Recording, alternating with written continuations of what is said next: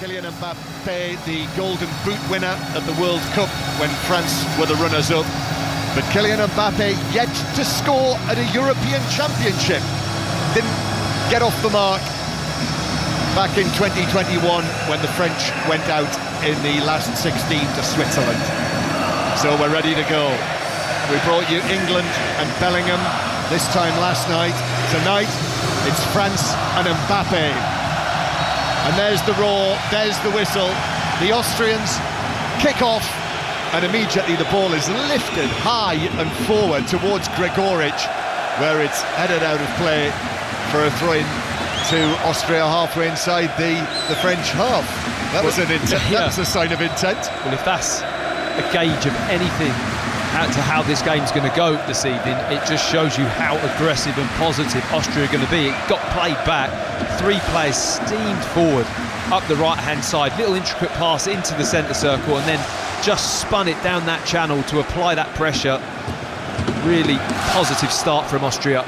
Matt Upson sitting next to me, as he was last night in Gelsenkirchen, as Austria attack down the left-hand side, but the ball is swung in from the left from Mvena, the left-back, and that's an easy catch for Maignan. And what we must mention, Matt, is this Austrian propensity for scoring early goals, because in their last four matches, they've scored in the 5th minute, the 10th and the 13th minute, the 2nd minute, and after 6 seconds. And France mounting their first attack. Griezmann, oh, this is already slick and sharp from them. Mbappe plays it back to Griezmann, but it breaks down on the edge of the penalty area. They're on the move already, France, but Mbappe rolls it down the left. Hernandez is onto this. Back to Mbappe near the left corner of the penalty area, and then a little ball into the box on the left-hand side for Rabiot. France still in possession in the white shirts, the blue shorts and the white socks, and the referee, the Spaniard Jesus Gil Manzano, has given a free kick to France and to Kylian Mbappe, who was just nudged over there by Konrad Laimer. Yeah, Laimer's not going to mess about in that area of the pitch. He's had a fantastic season at Bayern, doing exactly that, getting after people, breaking up the play, winning the ball back, and he's just a little message there to Kylian Mbappe. You're not going to have it all your own way this evening. We're going to be after you. So France underway here against Austria, and they've got this first set-piece chance, and it is Antoine Griezmann, now of the long flowing locks, who will take this left-footed in towards the edge of the 6-yard box. Danso got there, the central defender, and the ball just runs out of play. It's allowed to roll out of play by Upamecano for a throw-in that Koundé has come forward to take. Jules Koundé of Barcelona. It is a problem position right back, but Koundé has been given the nod by Didier Deschamps to start the tournament there, and now here's N'Golo Kante again, the now 33-year-old N'Golo Kante, the Premier League winner with Leicester quite a long time ago now, but currently at Al Ittihad in Saudi Arabia. Big call from Deschamps to bring him back in. Big call, very big call. It's actually great to see him again in the flesh on a football field. It's been a while since I have seen him. It'd be interesting whether or not it's just dampened that ability to get around the pitch, the lack of intensity that he's used to playing at, and now stepping up to this level, certainly against a team like Austria, who in that middle of the park are just as combative as what he is. This is nice between Griezmann and Koundé, but the ball bounces forward, and Danso's going to play it back to goalkeeper Pence, who clears it left-footed to the halfway line. Looked like a high foot on Upamecano, it was, and that's a free kick to the French on the halfway line. We've got to mention this 6-second goal job. Yeah. I mean, Baumgartner. How do you score a goal in 6 seconds? That was the night in March, if you remember. Baumgartner scored in 6 seconds, and Florian Wirtz scored in 7 seconds. The fastest goals in international football on the same night.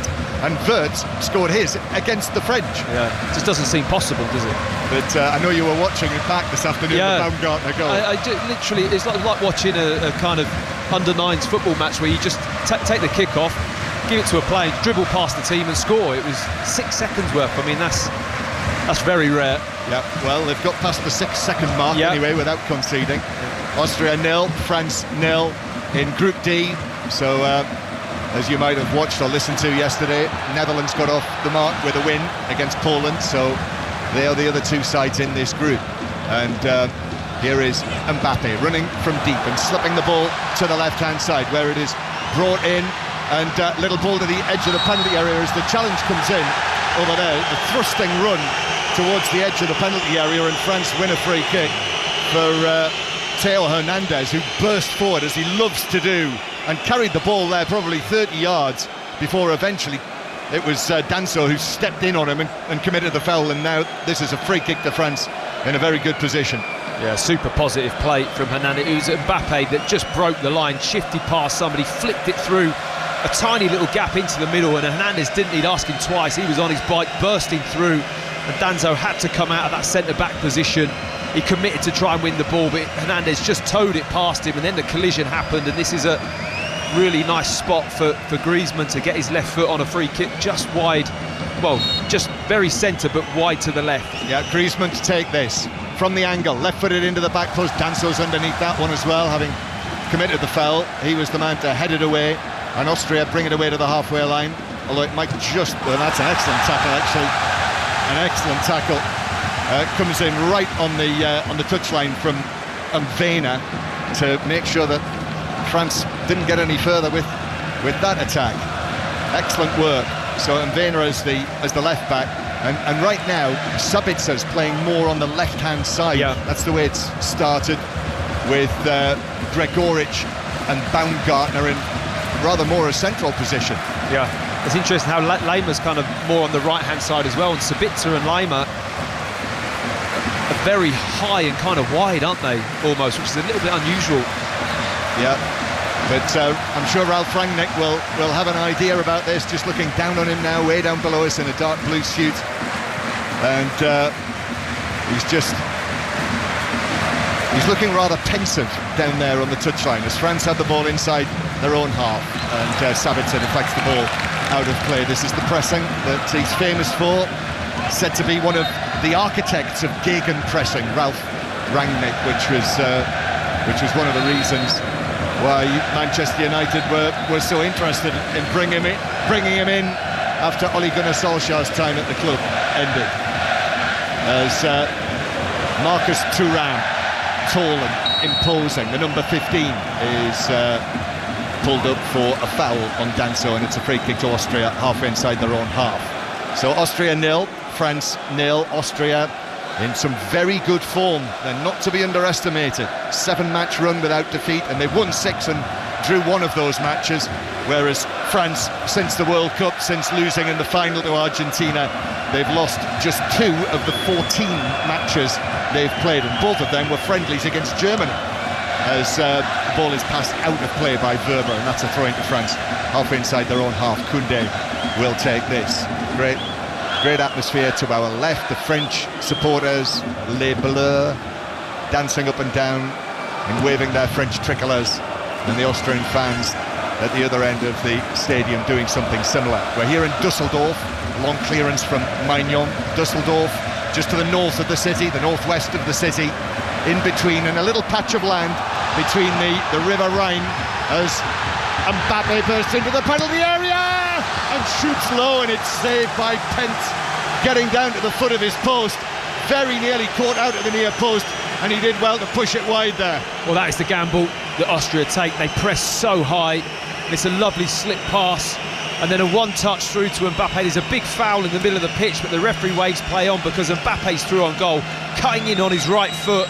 The angle's quite tight, and he just tries to put it in the near post area. He opens his body out, as we see him do all the time with his right foot, but he goes for that near post area.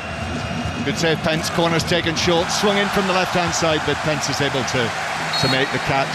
And there's an Austrian player, I think Danso might have collided with the post actually. Yeah. And so referee Manzano's just going to check and see if he's okay. I mean, Kylian Mbappe's been in that position, left side of the penalty area with the angle, how many times? He goes that far side, doesn't he? You see him all the time with his right foot. He opens his hips out beautifully, doesn't he, at pace, and he gets that lean on his body, and you just know this is going to be bent right at that far post, sometimes hitting the post and going in. He just wants to be that accurate, but he just pulled that into the near post and made it a lot easier for Pence to get down and just make a save. Yeah, first big moment for Mbappe, first big save for Patrick Pence, so it's a big night for him as well, the goalkeeper.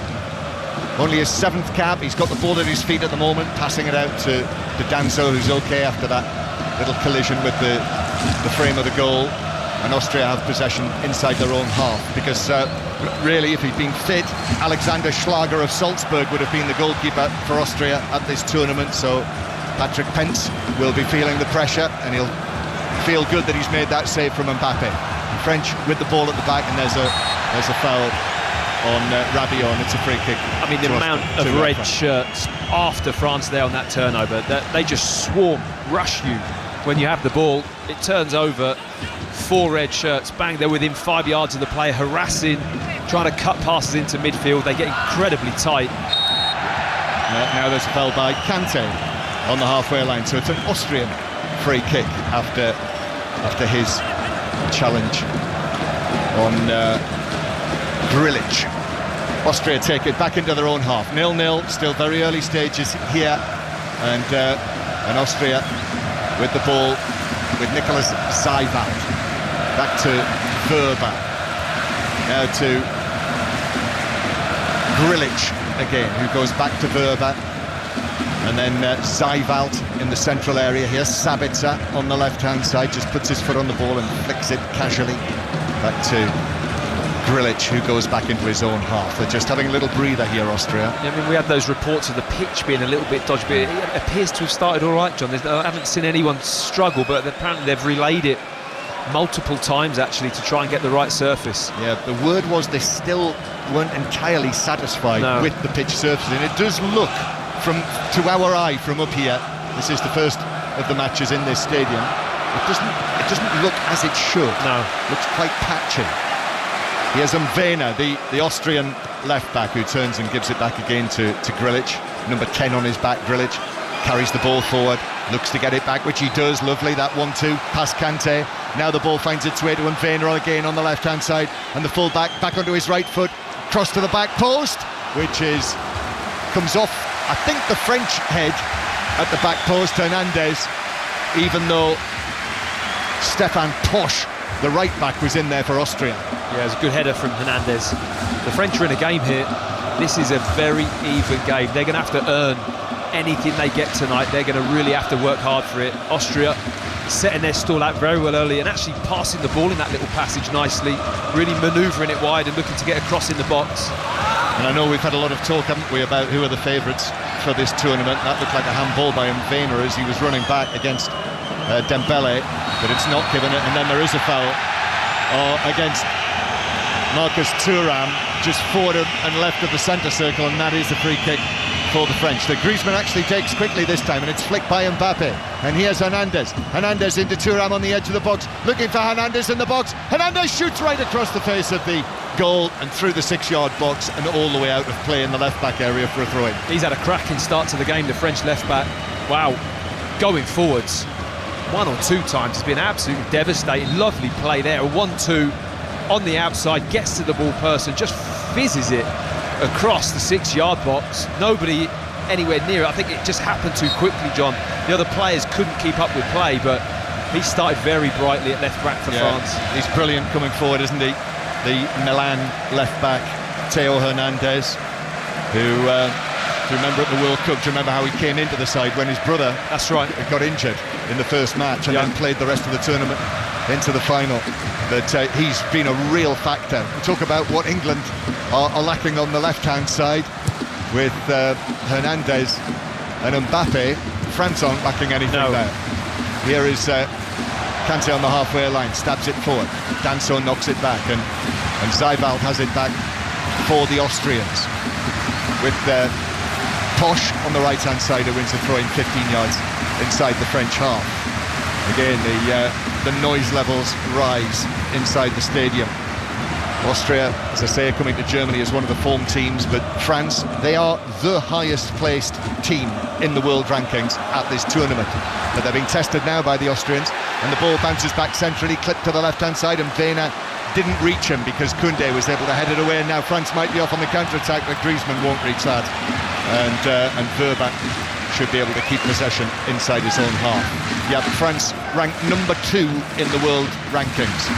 And I must say, the squad that they've got, this 25-man squad of Didier Deschamps, not 26, chose not to bring the full 26. I know we've talked about England being the favourites. With this squad, I see France as the favourites. Yeah, I mean, it's hard to look beyond them, really, isn't it? And yeah, I completely agree. It's out of play for a throw-in to the French, halfway inside their own half.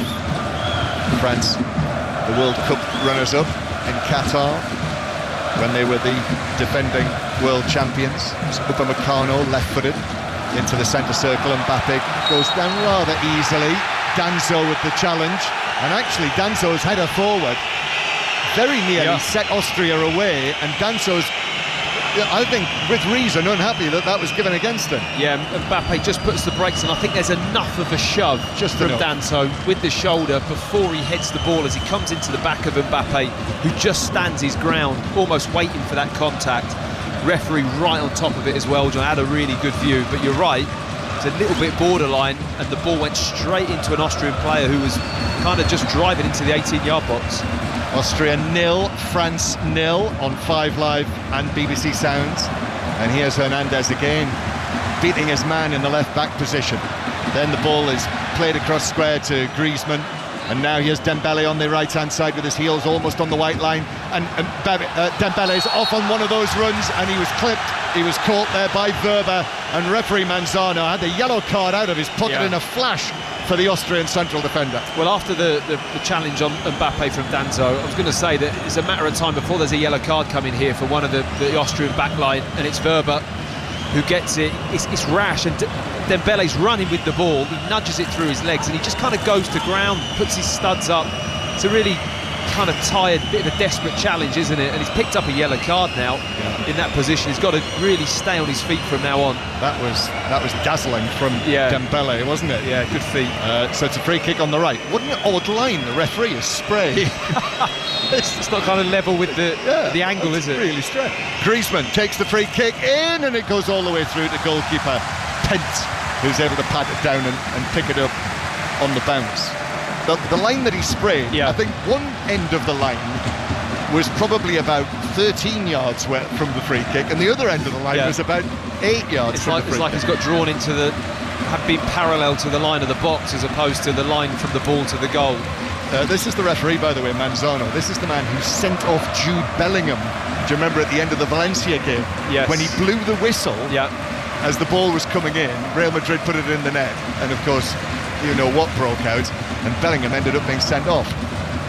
Upamecano clears away inside his penalty area, and Danso gets one header on it. Then that's quite a firm challenge by Rabiot on Danso, and that is a free kick. Cheers from the Austrian supporters and boos from the French supporters this time for that one. Yeah, I think they're complaining a little bit that should have been a yellow card. Danso still in a heap on the floor.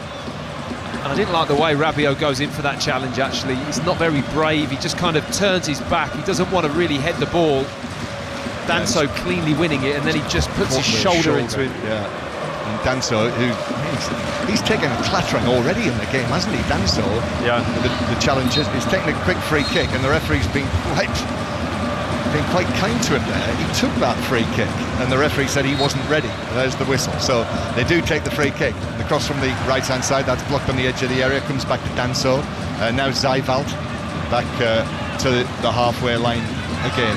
Slipped through the middle, but they're onto that, and Rabiot's able to win it back and give it to Griezmann, and Griezmann now into the penalty area, but the left foot shot is blocked. Austria got defenders back in there, and Wöber with his shins was able to stop the shot almost at source, and the ball bounced away towards the corner flag and out for a corner. And that's about knowing your players, isn't it? Understanding what Antoine Griezmann really wants to do there as he's cutting inside. Wöber just anticipates he's going to get it on his left foot. He wants to get a shot off, and he reads it really well, stands up big, doesn't dive in, gets a really good solid block on what was a decent shot that was goal bound. 5 Live, 0-0 here in Dusseldorf, and Griezmann to take this corner. Griezmann's corner into the near post. It's flicked right across the penalty area, but Austria are able to head it away, and then it's hooked away by Werner on the edge of the box, back to the halfway line where Kante will play it back to his goalkeeper, Maignan. And while I mentioned the referee having sent off Bellingham, he's also in his time sent off Messi, Neymar and Suarez. not a bad collection, that, is it? Yeah, he's racking them up, isn't he? Yes, he's obviously not one to be intimidated by the big names. He can't draw a straight line, though. He can't. Rabiot's ball down the left-hand side. This is for Mbappe, who catches up with it. Mbappe, there's one challenge in on him, but Mbappe then, with the heavy touch, that meant that Austria could get another tackle in. And now they're bringing it forward. Red shirts, white shorts and red socks, the Austrians. Ball through the middle, but pass forward for Gregoric. Had too much on that, and that was easily cut out by Saliba. And Saliba gets it back and then brings it forward. And Kante now, and Saliba, that's an awkward touch from him, back into the penalty area, but little Kante's legs are going 20 to the dozen, just as famously as they always did. And now he's over near the corner flag and wins a goal kick. Little Kante. Only somebody that's what, 6'6"? Well, is that how tall you are, John? I am, yes. Yeah, 6'6" is going to call Kante Little Kante. Yeah. Well, he's not at all. No, he isn't. He isn't. And he's got that kind of style where when he gets across the ground, he really does scamper along, and he's looking pretty good as it goes. I mean, I know his whole game is based around energy, getting around the pitch, being able to move about that midfield area, and he looks pretty good at the moment. Yeah, they've got a problem, Austria. Florian Grilic has taken a knock to the lower leg, I think, so he's receiving some medical treatment. So various players coming across for the bottles of water and such like. So it's been a lively start. We've had that one good save, and we're just seeing it again actually on the screen in front of us, and he did well, didn't he? Pence to get down, push it round the post. It's a strange choice from Mbappe though, isn't it? Do you not think he didn't strike it particularly cleanly, and I think that far post was open. Surprised he didn't take it. I think the collision with Mbappe on the pressure is what Grilic is struggling with. Yeah. I think he got Mbappe's knee right into the side of his thigh, and whether or not it's just a bit of a dead leg and a bang right on the top, just above his knee on his right thigh. This was a few moments ago when Mbappe had the ball on the left-hand side and then miscontrolled it, and Grilic came in with the challenge, so we'll have to see how he is.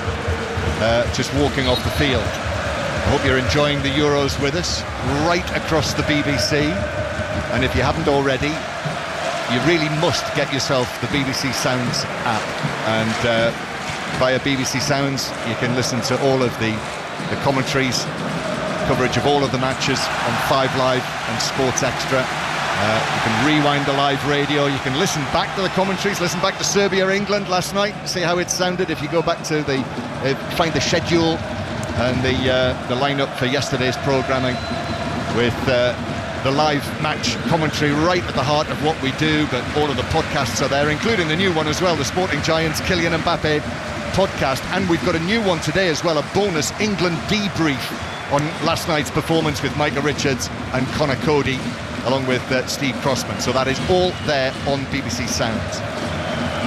Play back underway now, and Grilic back onto the field. Looks as though he's okay. And Austria are attacking with Mvena down the left-hand side, and in comes the challenge from Dembele, and Austria have won their first corner. Yeah, interesting set piece. A chance to put a bit of pressure, get players up, get set. See how the French cope with this corner swinging into the box. You get the impression it's going to be attacked. I mean, nothing that Austria have done in this game has been anything but full-on and aggressive so far. So you think they're really going to attack this ball. Sabitzer is going to take Austria's first corner. This is at the French end of the ground. Right-footed from Sabitzer. Maignan comes, arms stretched high, and that's a very good and confident catch from Maignan, who underarms it out now to Antoine Griezmann. His white shirt. They always manage to come up with something, don't they, for their French international shirts that is a little different, but home of fashion. And Griezmann just holding the ball up and playing it back towards the edge of the penalty area, and Mbappe with a flick, and Theo Hernandez is off again. Brilliant touch from Mbappe, setting the left back up towards the edge of the area, and Verba comes in and leans into him on a yellow card, but that's deemed to be a clean challenge by the Austrian central defender. Yeah, he does very well actually. I think he just bides his time, he doesn't dive in, doesn't panic, reads the line that Hernandez is driving with the ball and just steps across with his shoulder. He overran it a little bit, gets enough of the ball, and then the upper body contacts him, knocks him to the floor. But that link up with Mbappe and Hernandez, I mean, it's just delightful on that far side. It really is. It's been the feature of the game so far. But now it is Austria who come forward with a dancing run into the penalty area. and in the end there were too many defenders there. Baumgartner, that's what he does. Baumgartner, quick feet into the box, but the French were there in numbers. And here is Griezmann again on the ball with his hair bobbing. Ali Bruce Ball was saying to me a few weeks ago when we were watching Atletico Madrid actually in the Champions League that Griezmann now has a little bit of a touch of George Michael careless whisper about him. Yeah, I mean, you can see that, can't you? The locks certainly help. You say there's something about the shirt with the flowing locks kind of bring it out as well, John, as you well know.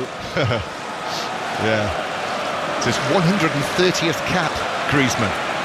Austrians coming forward again. Posh on the right-hand side. His cross is blocked. There's a little bit different. Out of play. A little bit of different colour coming through that hair as well on Griezmann. Well, that's it. That's why it's natural. That's why it's got the George Michael. Do you think it's natural, or just a little bit of? I doubt it. It's not grey, is it? It's not grey. Not grey. It's not Mark Chapman. There's the Posh with the throw on the right-hand side. The Bologna right back. So we'll be seeing him in the Champions League next season after Bologna's high finish. Bologna third in the Italian league this season. Posh, full start with the throw, looping throw, bounces in the penalty area, half-headed away by Saliba, and then there was a high foot by Mvena, which I thought surely is going to be given as a free kick, and it is high foot on little Kante. Yeah, and it's a free kick. Little Kante gets kicked right up in the air here. I mean, he wins the ball and he boots through him. Mvena really kicks through him with his right foot just under the nose of the referee, who very quickly blows for a foul. It was actually a bit reckless, wasn't it? It was. So it's 0-0. Austria 0, France 0. And Maignan, long and left-footed from him. It's a strong header from Posh to send the ball bouncing out of play for a throw into France, level with the edge of their own penalty area. And this will be taken by Theo Hernandez. Short one to N'Golo Kante. And then this is the pressing again. The Austrians have got two on Theo Hernandez, and they've been able to win the ball back. And here is Grilic on the edge of the penalty area, allows the ball to run. Rabiot getting to him. Grilic, though, still in possession. Rabiot does get a touch on it, and then Saliba comes out of the penalty area, steps in. But excellent work from Zijveld. However, the ball bounces back to the French. And Koundé now. Koundé up to the halfway line, roared on by the French fans. Dembele with a lovely change of feet, but Mvena just about got the challenge in. Oh, well, I actually think it's a great decision from Mvena. He gets tight enough. It's not too tight, so he gets done, and he's not sitting off him to allow Dembele to have his touch and then face him up. It's actually spot on from him, and he wins enough of the ball. Yeah. And they are very aware, clearly, the French, of the threat from Dembele on the right-hand side. I mean, you've got Dembele on the right-hand side, Thuram in the middle for the most part, and Mbappe on the left-hand side. That is potent. I mean, Mbappe's done one or two things in this game so far that have just been absolutely top class, haven't they? The little flick a moment ago for Hernandez, the link-up play they've got going on there. I mean, that's going to scare any right-back or right-sided defender to death, to be honest, because both of them, Hernandez included, just seems to have blistering pace, John, when he gets going. They're a nice blend, aren't they, with the experience of Griezmann behind them. That is as Saliba clears the ball away, and he was fortunate there that Theo Hernandez was in place, but the Austrians have nicked it back again, and that might have been a foul just outside the penalty area on Gregoric.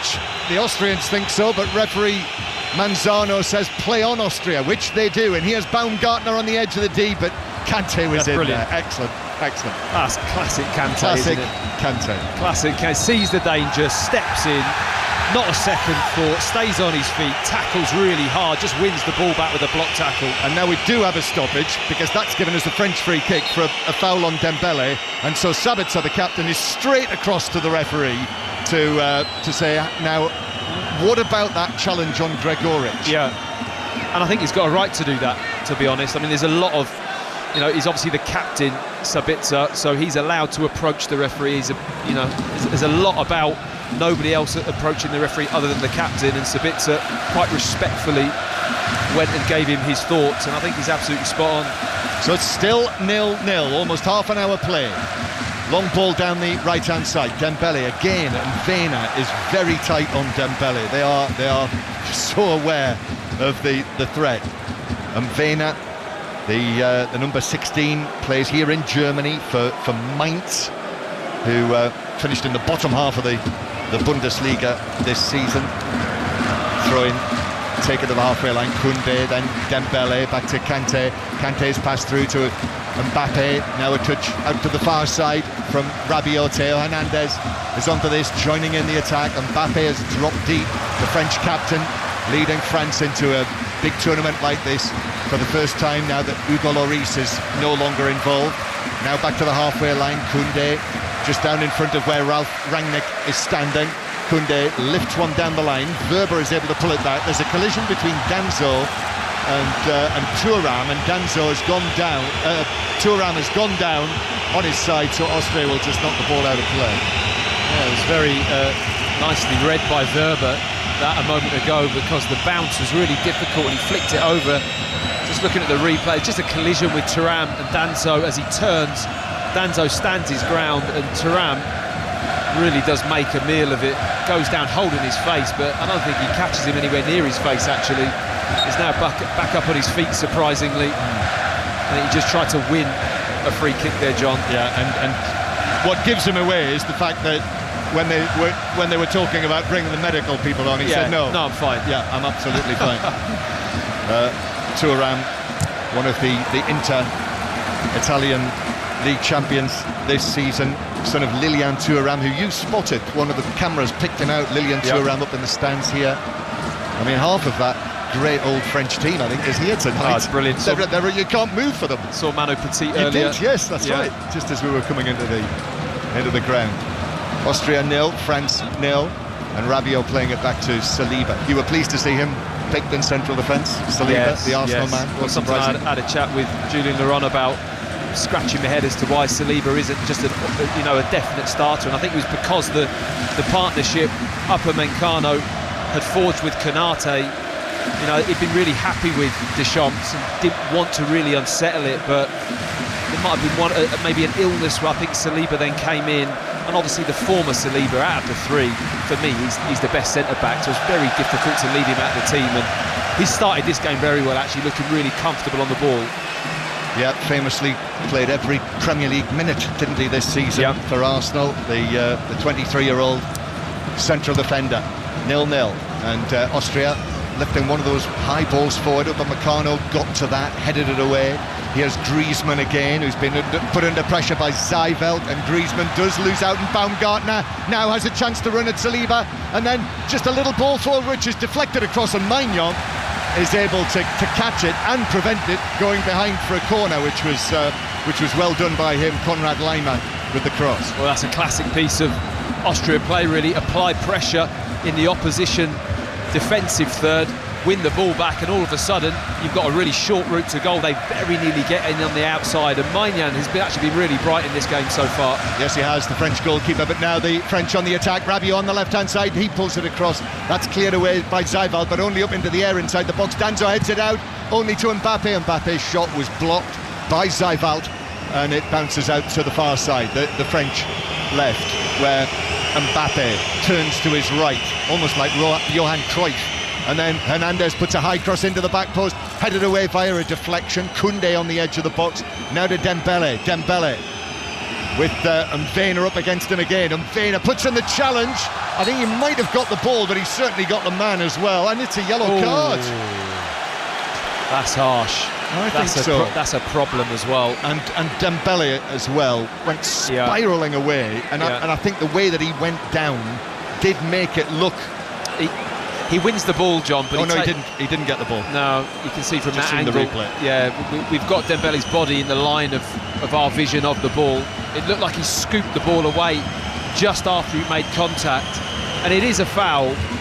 It's still a little bit harsh for a yellow card. I don't know, I haven't seen it. I'm thinking yes, yellow card. Maybe. Yeah. Anyway, so that's two of the back four booked now for Austria. Free kick. Griezmann drives it into the near post, but hooked away by Zijveld, the fair-haired Zijveld, who was in position at the near post. Austria look to break. Laimer, ball into the middle to Baumgartner. Now Posch brings it forward. High pass from him across the box. Laimer heads it into the area, but Maignan comes. Bouncing ball, he's able to calmly sprint out of his 6-yard box and claim it. He's been super commanding, hasn't he? Really good, the French keeper, a couple of times, just dominate, coming for crosses. That there wasn't easy. His footwork was brilliant, really decisive, comes through the players in the near post and just took control of what could be a difficult situation for a centre-back when that ball's just bouncing around hip height or just below the chest. It's difficult to deal with, and the goalkeeper really tidied it up. Yeah, there was a bit of discussion about that area as well, wasn't there, with Yes. Maignan, who Didier Deschamps made clear was his number one, but Bryce Samba of Lens and West Ham's Alphonse Areola are the other two goalkeepers in the squad. But Maignan, I think rightly, Yes. has got the nod there. I agree. Kante back to Upamecano, and Upamecano of Bayern Munich passes it forward, but Austria are able to nip in and win it back, and now Gregoric uses his strength to keep the ball inside his own half, and then it's released to the left-hand side here, where Gregoric is still there, plays it in Sabitzer, now a chance for Baumgartner! No, deflects wide. Maignan came out, got a touch, and I think that took it back onto Baumgartner, and it rebounded wickedly, and I thought for a moment it was going to drop into the net, but it dropped wide. Well, it's lovely football. Gregoric, brilliant play, crosses the ball first time with his left foot. Super touch from Sabitzer, who just cushions it into the path, and that's a brilliant save. He just can't lift the ball enough over the keeper, Maignan, coming out, and he gets a really good block with his right foot, and the ball spins up in the air. I mean, they're having a big argument as to what really happened there, the Austrian players, in terms of what was awarded. It's very bizarre. It just looked like Maignan came out and made the save. The Austrians didn't make too much of that, no, but it should have been a corner. A corner? I don't understand. He must have thought the ball ricocheted back onto him, back off Baumgartner, and out of play, but it didn't appear to, from what I saw. No, but that was a good save. Brilliant save. Brilliant move. Best move of the game, best chance of the game. Yeah, and that was Austria, wasn't it? Gregoric suddenly appearing on the left-hand side, Sabitzer up on the edge of the box, and then Baumgartner, the man who had the chance. So one big chance apiece now, still 0-0. 5 Live and BBC Sounds live here in Dusseldorf, the capital of North Rhine-Westphalia, and the ball in the Austrian right-back position where Tosh is able to shield it and actually force Thuram to touch it out for a throw-in to Ralf Rangnick's side, ranked 25th in the world. Austria qualified from the group with Belgium. They were runners-up in the group to Belgium. Who were the two? We were wondering, weren't we, Matt, who were going to be the victims of the first shock at Euro 2024. In fact, we were discussing that when we were heading to watch Serbia and England last night. But it turned out to be Belgium, who lost 1-0 to Slovakia. Here's Dembele for France, up towards the edge of the penalty area. That's given away by Mvena. Dembele in the box. Dembele's cross is blocked, low cross, blocked by Sabitzer. Comes back to Mbappe on the right-hand side. Mbappe into the penalty area, quick feet against Mvena, gets to the byline, pulls it across, and it's an own goal! The Austrians concede an own goal. I think Verba was the man it came off. There were two defenders together, but it's forced by Kylian Mbappe. Brilliant work from him on the right-hand side. He beat Mvena, took it to the byline, and the cross went in off the head of the Austrian defender to make it Austria 0, France 1. Well, it's such a shame for Austria to concede in this manner. It's really good play from Mbappe. Mvena on a yellow card doesn't really defend this one-on-one with Mbappe too well. He's not too convincing. I think that's in the back of his mind, John, that he can't get too tight, and Mbappe really takes advantage, gets the ball to the byline. As he cuts it back, there's two Austrian players. You've got both centre-backs, Danso and Verba. Danso doesn't deal with the ball, and it just goes past him, and Verba, I don't think he realises the ball's going to hit him. He's just getting out of the way, dips his head down, skims off his head, and he puts it in the back post of his own net. Really unfortunate goal for Austria, who have been brilliant so far in this game. Austria 0, France 1. And the Leeds United central defender, although I have my doubts whether he will go back to Leeds United now. They're talking about a permanent move here to Germany. Played for Borussia Mönchengladbach this season. and a number of clubs are interested. He's unfortunate there, as Matt said, described it brilliantly actually, the two central defenders together, and Danso and Verba between them probably got in one another's way. Yeah, I think it's a hard one, because I think Danso should really head the ball, but Mbappe cuts it back enough that I'm not sure he can quite get there, and Verba's just on the same line but a little bit deeper. It skims off the side of his head as he just puts his head down. He doesn't really know where the ball's going to go. So the French taking the lead in the 38th minute. Their first goal of Euro 2024, an own goal by Maximilian Verba.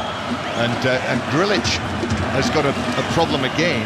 It's another challenge on him. It's a free kick to Austria, and Sabitzer is talking to the referee again that the Austrians, as we discussed, the plan would have been to try and get another early goal. Yeah. But that didn't come, and then to concede one now makes it very, very difficult for Ralph Rangnick's side. 5 minutes before half-time, let me tell you, the French are absolutely delighted with that. This was looking a very tricky situation, a tough team to unlock and break down, and they've made the breakthrough. Although it being an own goal, they won't care. France have reached the final of 3 of the last 4 big tournaments, and will be feeling much better about things, having taken the lead in this, their opening group match, as the ball's played forward by Verba, but all the way through for the goal kick. Of course, the odd one out was the last Euros, the COVID Euros, when the French lost in the last 16 to Switzerland, rather carelessly, having been 3-1 up. Switzerland scored 2 goals in 9 minutes. It went to a penalty shootout after extra time, and Kylian Mbappe was the man, if you remember, who failed from the penalty spot that decided it. Austria coming forward now with Lima into the penalty area, but that's blocked behind by Saliba for an Austrian corner. Yeah, great early decision from Saliba. Lima makes a brilliant run down the line, very similar to like Walker sliding the ball to Saka yesterday, but Saliba reads it so early, covers the ground quickly, gets out across and stops the ball coming into the French box. The French tricolours are twirling over there in that corner of the ground where Sabitzer takes the corner for Austria. Danso got his head to it, but in amongst a crowd of players actually could only head it back out to the far side.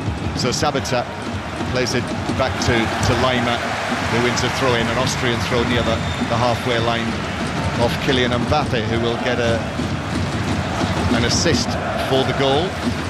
As you said, Matt, and Vena, the left back, on the yellow card with Mbappe running at him.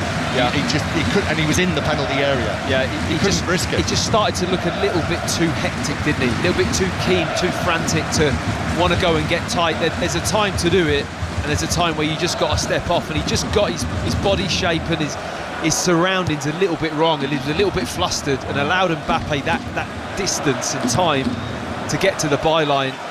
And as we know, he can get his head up and pick out a good pass as well. Yeah, the Austrians though, here they come again for the edge of the area. Upamecano, very strong there against Lima. Upamecano in the end was sprawling down.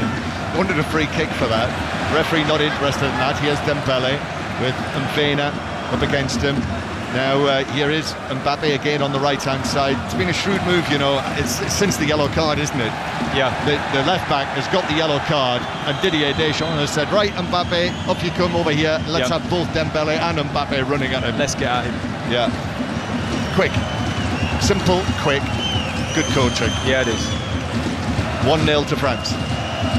And here is Griezmann. That's a good challenge by Zaivald. Austria are offering an attack, but Rabiot does ever so well. I think we can say officially now this is a good start for the French. Yeah, it is.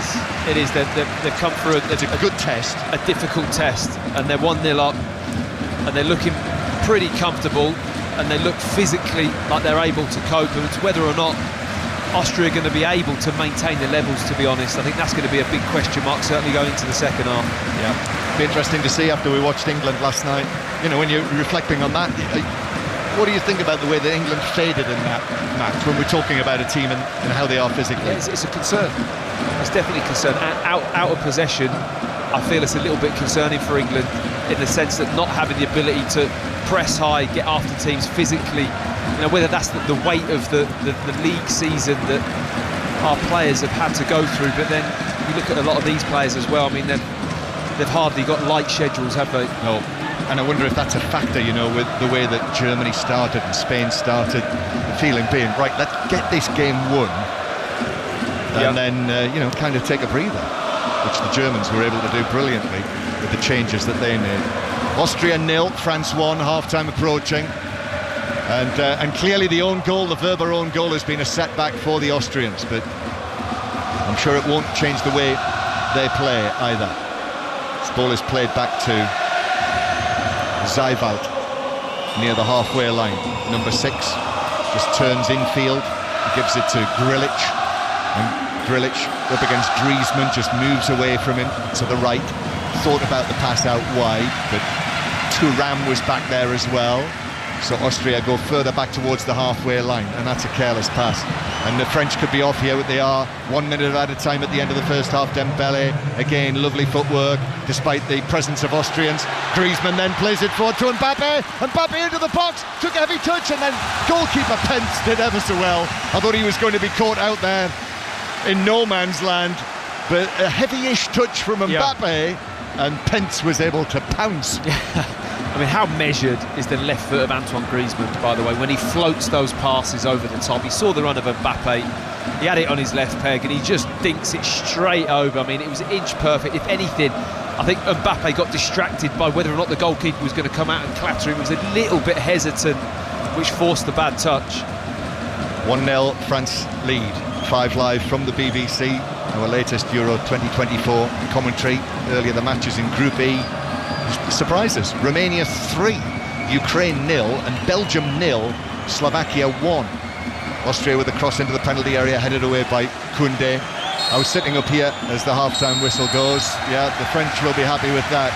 That Belgium game, I was sitting up here watching it and sort of doing one or two things ahead of this match. Every time I looked at the screen, Romelu Lukaku either had his hands on his face, hands on his head, or was looking at the heavens, which I think probably sums it up. Then anyway, France winning 1-0 here, and I think good value for it. Yes. Even though Austria have done well. They have done well, and it's actually been a really interesting 45 minutes of football. Very contrasting styles, really impressed with Austria. They actually have done exactly what you expected. They set up, they went after it, they've been bold, they've been brave. The French have managed to get ahead just by their sheer kind of quality and pace and power of Mbappe, but really good opening 45 minutes of football. Yeah, the French certainly will settle for that for their first half at Euro 2024. Austria 0, France 1 here in Dusseldorf. Yeah, they're ahead, and they've had control for large parts of it, but they haven't been relentless, have they, Matt, in sort of wave after wave of attack? Oh, it's been nothing like that. No. At all. It's been a really hard-fought game. Austria making life very difficult. They're actually kind of feeding off scraps, really, the French, but when they do chappers, they're devastating, aren't they? They've got that link-up play with Hernandez and Mbappe, and then Mbappe's popping over the other side. The left-back of Austria's got a little bit keen, got his yellow card. They're wobbling a bit on this side, and they've identified it and gone for it, and they've got their reward. But Austria have been, you know, they probably had the best chance of the game, Austria, with a good save from Maignan, and they've been really good value in this match. Yeah, they're really, I mean, not the as we say all the time, possession isn't the be-all and end-all, but there's not much difference even in ball possession, really. I think France 52 and Austria 48, so that does highlight how balanced it has been. Yeah, when they've needed to get a couple of passes off, they've done it comfortably. They win the ball, they play forwards. I'm just so impressed how a team can be that organised, and even when they're tackling, they're staying on their feet, they're winning the ball, and they're not just kicking it anywhere, they're tackling like really firmly, and it's popping out, and then they're getting on those tackles and turning over and forcing the French to run backwards. They're pressing high up when it goes to Saliba, or when Kante drops deep, somebody's right up behind him, forcing him, trying to force him into an error. It's impressive stuff, and it's actually really interesting to watch. Just on the own goal, I think Mbappe had only touched the ball about 11 times before he picked the ball up for that. So that shows, you know, maybe he was on the edge slightly. But I reckon if Weber tried that another 99 times out of 100, he wouldn't be able to put the ball in the place that he did from the position he was in. Yeah, completely agreed. It's a free. How's it gone in that? It is really bizarre. Yeah, well, it's just because he put his head down, didn't he? I think that he thinks Danso's going to win it, possibly. They just get a little bit caught out, and they're on the same line. But as that ball's coming back, because he's cut it back a little bit, Mbappe, he just ducks his head and brings it towards the ball, and it glances off perfectly, doesn't it? I mean, it's so unfortunate. To come in at 0-0 would have been a fair result at this stage in the game, given that first 45. So to go in off that header is really harsh for Austria. Second half on the way with Matt and John. France lead Austria by a goal still during half-time. Will be in the Scotland camp. We'll hear from John McGinn ahead of their second match against Switzerland on Wednesday. First, Fraser Dainton with the news at 10-9. The voice of the UK. And the home of the Euros and the general election 2024. This is BBC Radio 5 Live. Thank you, Mark. Good evening. An investigation by BBC Panorama has revealed pupils at a school for children with special educational needs being mocked, bullied and physically abused. The school, which is based in the Wirral on Merseyside, says it takes the allegations of misconduct seriously and 5 staff have been suspended. The Department for Education says all pupils have been removed from the school. Nigel Farage has laid out Reform UK's party election plans. His pledges include a freeze on all non-essential immigration, the removal of income tax for people earning less than £20,000 and an extra £17 billion a year for the NHS. The independent economic group, the Institute for Fiscal Studies, has questioned whether the figures add up. Rishi Sunak has insisted his party can still win the general election after the Defence Secretary, Grant Shapps, said a Conservative victory was unlikely. Speaking during a visit to a gas platform in the North Sea, the Prime Minister gave a more optimistic assessment of his party's chances. There's still 2.5 weeks to go in this election. I'm fighting hard for every vote because I believe we can win. And there's a very clear choice at this election. It's having your taxes cut by the Conservatives or facing significant tax rises with the Labour Party. NATO's Secretary-General says more members of the alliance will meet its key target for defence spending this year. Jens Stoltenberg was speaking in Washington ahead of a NATO summit next month. Just 5 years ago, there were still less than 10 allies that spent 2% of GDP on defence. But later today, when I see President Biden, I will announce new defence spending figures for all allies. And I can already now reveal that this year more than 20 allies will spend at least 2% of GDP on defence. This is good for Europe and good for America. And the RAC says British drivers are facing petrol and diesel prices that are far higher than they should be. The motoring group claims retailers are using the distraction of the general election to keep profits persistently high. The Petrol Retailers Association said businesses were facing higher costs and are investing in new technology for electric vehicles. BBC Radio 5 Live. We're launching a brand new offshoot of the Martin Lewis podcast, confusingly called Not the Martin Lewis Podcast. I'm going to be asking specialist questions about subjects I don't normally cover. There's one for renters and their rights. We'll be talking inheritance tax, then a special on how to save for your pension, and finally, all the complex and convoluted rules about income tax and national insurance. Serious information, all available in the Not the Martin Lewis Podcast, part of the Martin Lewis Podcast. Get it on BBC Sounds. This is 5 Live Sports With Mark Chapman. Euro 2024 Deutschland. An own goal, the difference between the two sides as France lead Austria 1-0 in Dusseldorf. Second half on the way. We're going to talk Scotland next. They play Switzerland in Cologne on Wednesday evening. No Ryan Porteous for them. He's got a 2-match ban after that red card in the opening match against Germany. John McGinn sat down with Ailey Barber earlier today to reflect on that heavy defeat. Obviously that didn't go to plan. We've had a couple of days to kind of stew on that, find out where we went wrong, and I think it doesn't take a magician or a genius to work out where it went wrong. So on Wednesday you'll see a different Scotland team, and probably a team with a point to prove to ourselves more than anything else. Everybody sort of deals with bad results and performances and things differently. How have you dealt with it personally and trying to make sure that you get over it and you're ready to go again on Wednesday? As I've got older, get more used to dealing with these situations. It doesn't get easier. People always say the lows in football make the highs higher. It doesn't. The lows are brutal, absolutely brutal. But as you get older, you don't look at the opinions of anyone else. I'm sure we've had a lot of criticism, and deservedly so. But you don't look at it. No one's opinion really matters. It's about in here. How can we react to it?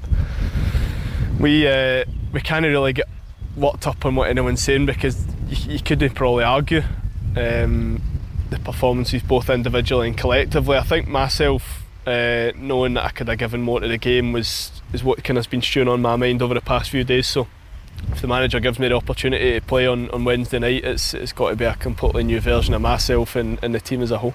Another midfield maestro to come up against as well in Granit Xhaka. I mean, a lot of very good players within that Swiss team. What did you make of them?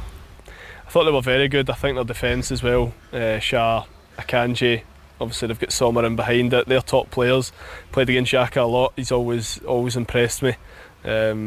He's sort of talisman for the Swiss team, the skipper. So I'm sure we'll have someone to try and make his night as difficult as possible. Probably what we didn't do the other night. So they'll not take us too lightly. They'll know we've got players who can hurt them, and we're capable of much more. So hopefully we can catch them in an off night and we can turn up, and we know we're capable of beating them. So they have got top players around the team, but so do we, and it's up to us to go and show that.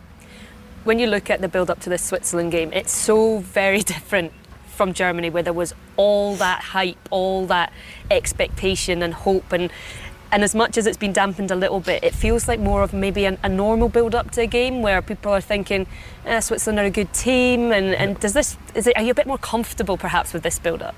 No, I think I'd be more comfortable if we had a point or three, but we know it's going to be a very, very difficult game. The Swiss have had a kind of up and down qualification campaign, but in tournaments they seem in the group stages to kind of find a rhythm and make themselves tick. So it is a tough setting game, but we have so much to prove to ourselves that we're going to go into that game and give it absolutely everything, and that's the bare minimum. So the build-up has been slightly different, as in a little bit quieter in the camp over the past couple of days, but I think that's the determination and wanting to prove people wrong, which is important. John McGinn with Ailey Barber, and Ailey is with us now. So he talks there to you about if the manager gives me the opportunity against Switzerland, which we're assuming the manager will give him that opportunity. What are you hearing about any other or any potential changes? Yeah, well, it's funny. Steve Clarke said in his press conference yesterday that some players needed a kick up the backside and some needed a cuddle, and John McGinn offered himself that he was very much one of the kick up the backside players. So perhaps John McGinn's backside can never be left out of any conversation when it comes to Scotland. It does dominate every conversation. Listen, Steve Clarke, holding his cards very close to his chest, he said that we will find out on Wednesday if there are going to be any changes. We obviously know Ryan Porteous is not going to be available for these two games, so there will be a change at the back. A lot of people, I think, when they saw the team lines against Germany, were very surprised that Billy Gilmour wasn't in the starting lineup. He might come in, but you've got that then big discussion. Who misses out of the midfield that started against Germany? Because most people look at that starting 11 and thought, yeah, that's pretty close to what I would have expected. So there might be some shuffling around.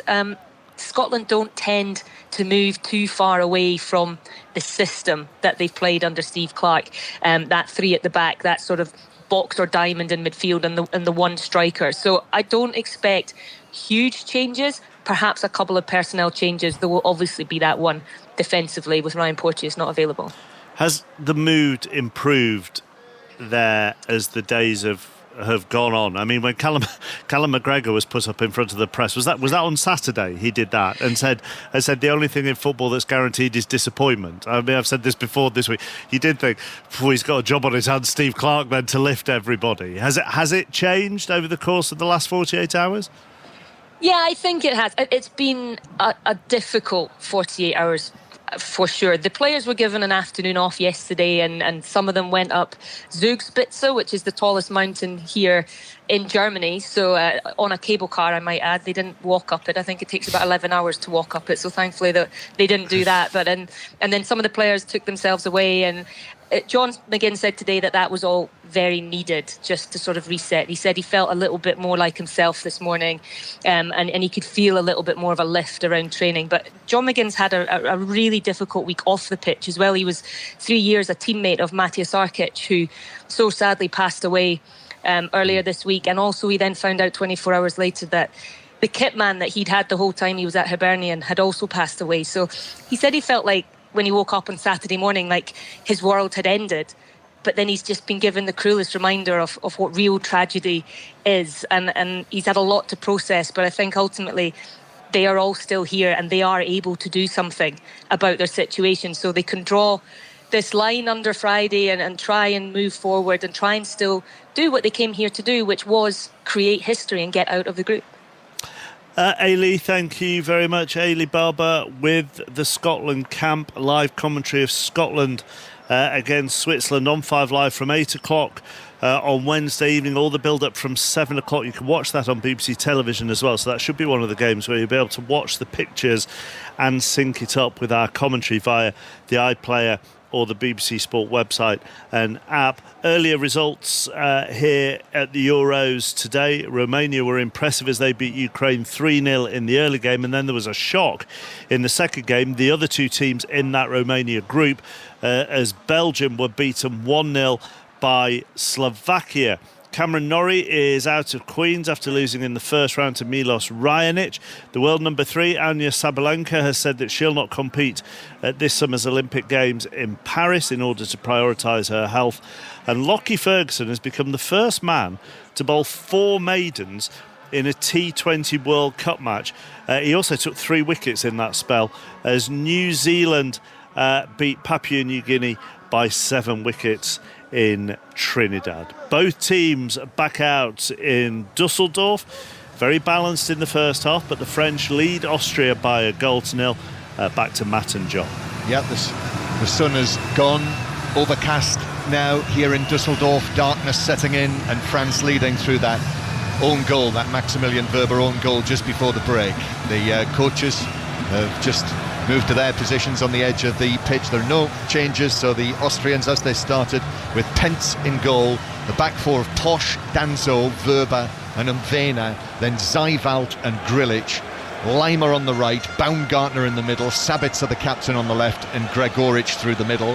And referee Manzano is just waiting for the nod from television. France are going to kick off at the start of the second half. Kylian Mbappe is over the ball. The French side, Maignan in goal, Koundé, Upamecano, Saliba and Theo Hernandez, Kante and Rabiot, Griezmann in the middle, Dembele on the right, Mbappe on the left, and Thuram through the middle. Although, as we said in the latter part of the first half, very often Mbappe and Dembele were both appearing on the right-hand side, with Mvena, the left-back, having been yellow-carded. There's a false start. Back it comes to the halfway line. Then we do get underway in the second period. And France in the white shirts with the thin red pinstripes, blue shorts and white socks, against the Austrians in their red shirts, white shorts and red socks. The ball's played back to French goalkeeper Maignan, who is able to take the ball to the right, give it to Upamecano. There's a flick by Griezmann, and the ball is out of play on the far side. There's a challenge as well, and I think one of the French players, was it Griezmann, who collided with the advertising hoardings there, which are relatively close to the side of the pitch actually, and the referee will just check and see if he's okay. Yeah, Matt Upson's here with us. He just gets nudged into those hoardings by Werber, who's going for the ball. I don't think he's intentionally trying to do that, but he does properly leave a bit on him, and Griezmann goes clattering in to the electrical advertising board. He went head first. He as well. does, yeah. That was quite nasty. He's cut the top of his head. He has. John, yeah. And hair's still looking pretty good. Okay, but he's got a bit of a cut, and if he's back and he's fine, he's having an argument with the referee, but yeah, he certainly whacked his head, he almost scraped it, didn't he, along the side of the advertising boards. It sort of these are these big electronic boards that I'm sure you'll have seen on the television, so they go quite high, and Griezmann, as he slid, did actually, his head first. Yeah, it was. The top of his head into the hoardings, and they'll have to go through the protocol here. Yeah, they will. And they've actually, it happened on the far side of the pitch, so this is a big stoppage early on in the second half, and they've had to lead Griezmann all the way across the pitch, and he's now arriving. Didier Deschamps is waiting to see how he is, and they've wiped away some of the blood which is trickling down his forehead, and now that hair is being swept back so that the medical people can deal with this. So France, just for the time being, are playing with 10 men. 2 minutes into the second half, Austria 0, France 1 in our third match of the day, the third Euro 2024 commentary of the day. All the highlights, by the way, will be on BBC One and the iPlayer later, so you can watch them anytime via the iPlayer. And Austria it is, attacking towards the end where all of their supporters are. Thousands and thousands of them in the two tiers of the Dusseldorf Stadium to our right. Ball coming back to Seifeld, who goes in field. I think they've sorted Griezmann out. Yeah, as I suspected, they're wrapping a white bandage around his head. And Austria attacking. Ball in towards the edge of the penalty area. Gregoric with his back to goal, couldn't control it. Comes back to Posch, who tries a shot, but it flies over the top of the crossbar by 5 yards or so. Yeah, hopeful effort really from Posch on his right foot, leaning back. He never really looks confident that he's going to score from that distance, and just as Griezmann jogged back onto the pitch with a big bandage around his head, having a chat with the referee. Yes, I'm sure that Griezmann is probably still talking to him about the nudge from Wöber. Yeah. It looked really innocent, I have to say. I don't think that Wöber didn't even look up to... You know, when somebody identifies their surroundings and thinks, right, I can nudge him there and send him into the boards, he's just going for the ball and the contact happened. That's a big bandage, isn't it, that he's got on his head, and it's come off. It's actually worked its way. I don't think it could stay on because of all of that hair. Here's Kante on the edge of the box. Kante, now it opens up for him, but then he passes the ball behind Thuram. And then Mbappe, Theo Hernandez, and it comes off the shins of the recovering Seifeld, but it took it back out to the left-hand side for a throw. And Griezmann's now just picking up his bandage, which must have been on his head for about 45 seconds. And I think just the motion of running and all of that hair bouncing up and down has worked it off the top of his head. Well, that's a bit of embarrassment for the medical team, really, isn't it? I mean, it's not the greatest piece of work. Did he pull it off his head? No, it just bounced off. It bounced off. It's got a beautiful bounce, that hair. They're just doing a close-up on TV of it, just laying on the floor. It's lying on the edge of the penalty area. Big bandage. Griezmann's bandage. Yeah. Well, how can he still be playing now then if it's bleeding? Surely the referee's got to make him go back off and put another one on. That's yeah. Hopefully that'll stay on a bit longer. Well, let's hope so. Although it looks as if they've just forgotten about it. Yeah. I think it was more of a... I know he does hit it, but it wasn't a ridiculously heavy impact, was it? No. He does catch it, obviously enough to cut his forehead. It wasn't great. No. I think you would know about it. Yeah. Anyway, France leading 1-0, and Griezmann is playing without the bandage, which is still actually... Goalkeeper Pence has just walked up to the bandage and he's kicked it 5 yards out of the penalty area. We don't want a Sunderland beach ball style scenario happening here, where the ball deflects off Griezmann's bandage and in for a goal. And free kick to the French. Hernandez was caught there by Baumgartner. He had the big chance for Austria in the first half, good chance as well, which was well saved by Maignan. By then, Mbappe had forced a decent save out of Pence, but the own goal, the Maximilian Wöber own goal, is the only one that we've seen so far. As France look to come forward, Thuram is trying to get the better of Seifeld, and in the end the ball came off Thuram, says the officials. They wanted a corner, the French, but it's a goal kick. Yeah, the Austrians kind of indicated it maybe hit his arm on the way out accidentally. It actually is quite a poor decision, because that looks to me to be off the Austrian player. Yeah. It hit the top of his shoulder. Yeah, it did. And bounced behind. As we know, because we've had the benefit of seeing it again on the little screen in front of us. So it is a goal kick, should have been a corner. And Danso will bring the ball forward from the back, the Lens central defender, but he's being pressed by Rabiot, and the pass up the line, and that worked from Rabiot there, forced the error. Austria couldn't keep it in, just next to where Ralf Rangnick is standing, the oldest coach at Euro 2024, 66 in a few days' time, as France are forced actually to go all the way back to goalkeeper Maignan, who I must say looks very mobile, doesn't he? Yes, been impressed with him. He's looked really good, confident, claiming crosses, and like you say, moving his feet really well. Kante gave it away there, but he's able to recover it and play it up towards Mbappe, who's very closely watched by Danso. And then Austria to Baumgartner through the middle, just forward of the centre circle. This is as the Austrians come forward from left to right, as we look up from high in the stand here in this tight ground. It's a rigidly rectangular stadium, the home of Fortuna Düsseldorf, and it's got a great big grey mesh all the way around it on the outside, but inside, really colourful scene inside here with all of the colours of Euro 2024 and the blue of France, the red of Austria. Austria coming forward, Sabitzer's ball into the box, that's headed down by Upamecano on the edge of his penalty area, and then Posch went in for a 50-50, felt he'd been fouled. Referee Manzano says play on. Posch is out of position, balls over the top. Thuram's into the penalty area on the left-hand side, but in the end has to turn and play it back to Mbappe. The defenders did well actually to cover Posch, who was only just now coming back into position. Yeah, Pence in goal thought about coming there as well. I mean, he's quickly backpedaled onto his goal line, but it would have been a kamikaze decision to come out from the goalkeeper. Mbappe receives the ball and turns, but then with a wall of red in front of him, chips it out to the far side. Dembele then, that's far too overhit a pass from Dembele, and it's all the way through.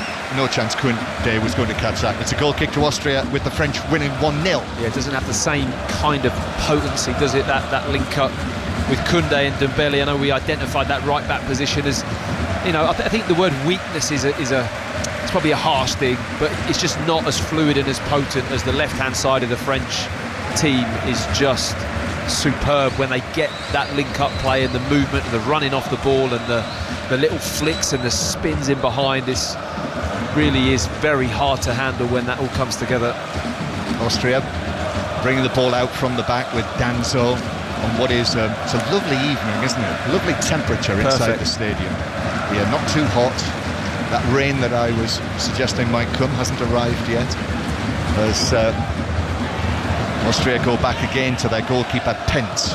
We're very close here to the River Rhine, very close to the river bank, and the airport as well. Dusseldorf's busy airport. The planes, you can regularly see them heading in and out of there as Baumgartner takes it down the right but crosses in towards the edge of the box, and that's headed away by Saliba. And then forward from Rabiot, and Danzo's got to be careful here against Mbappe, and Mbappe's away from him. He's past Verba, and Mbappe shoots wide.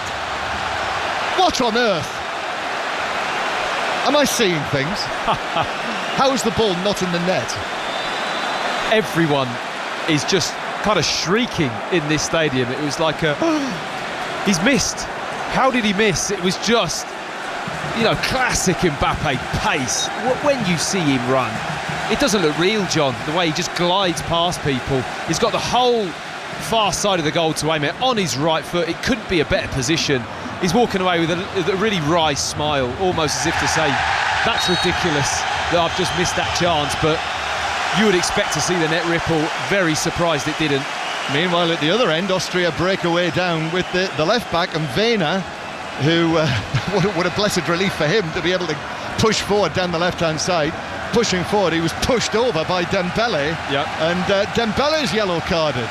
Well, and it's a free kick for the Austrians. It's a good position as well. It's right on the corner, just a couple of yards wide of that corner of the 18-yard box on the left-hand side of the pitch. Right-footed, in-swinging delivery. This is an opportunity for Austria. Wouldn't it be a thing after Mbappe missed that chance? As Austria played in, now Sabitzer just went for power, whipped it in low to the near post. It was a packed 6-yard box, could have gone anywhere, and hit a French defender, and it's a corner. He's hoping for any little nick, any little deflection, might just see it through. It's worth past it, wasn't the keeper. It is, because at any touch there, you've got no chance to react as a goalkeeper. So now Sabitzer with the corner. This is at the Austrian end. They're all building up to it. Sabitzer swings it in, comes off, I think, a French head. There were 3 or 4 players in either red or white. French head it was, wide of the near post, so it's a second consecutive corner. And the Austrians here, they will feel that they've had a massive let off by that miss from Mbappe, and now at the other end they're putting pressure on the French, who lead 1-0. Sabitzer, this is a very, very hard, in fact he's overhit that by a distance. It's almost like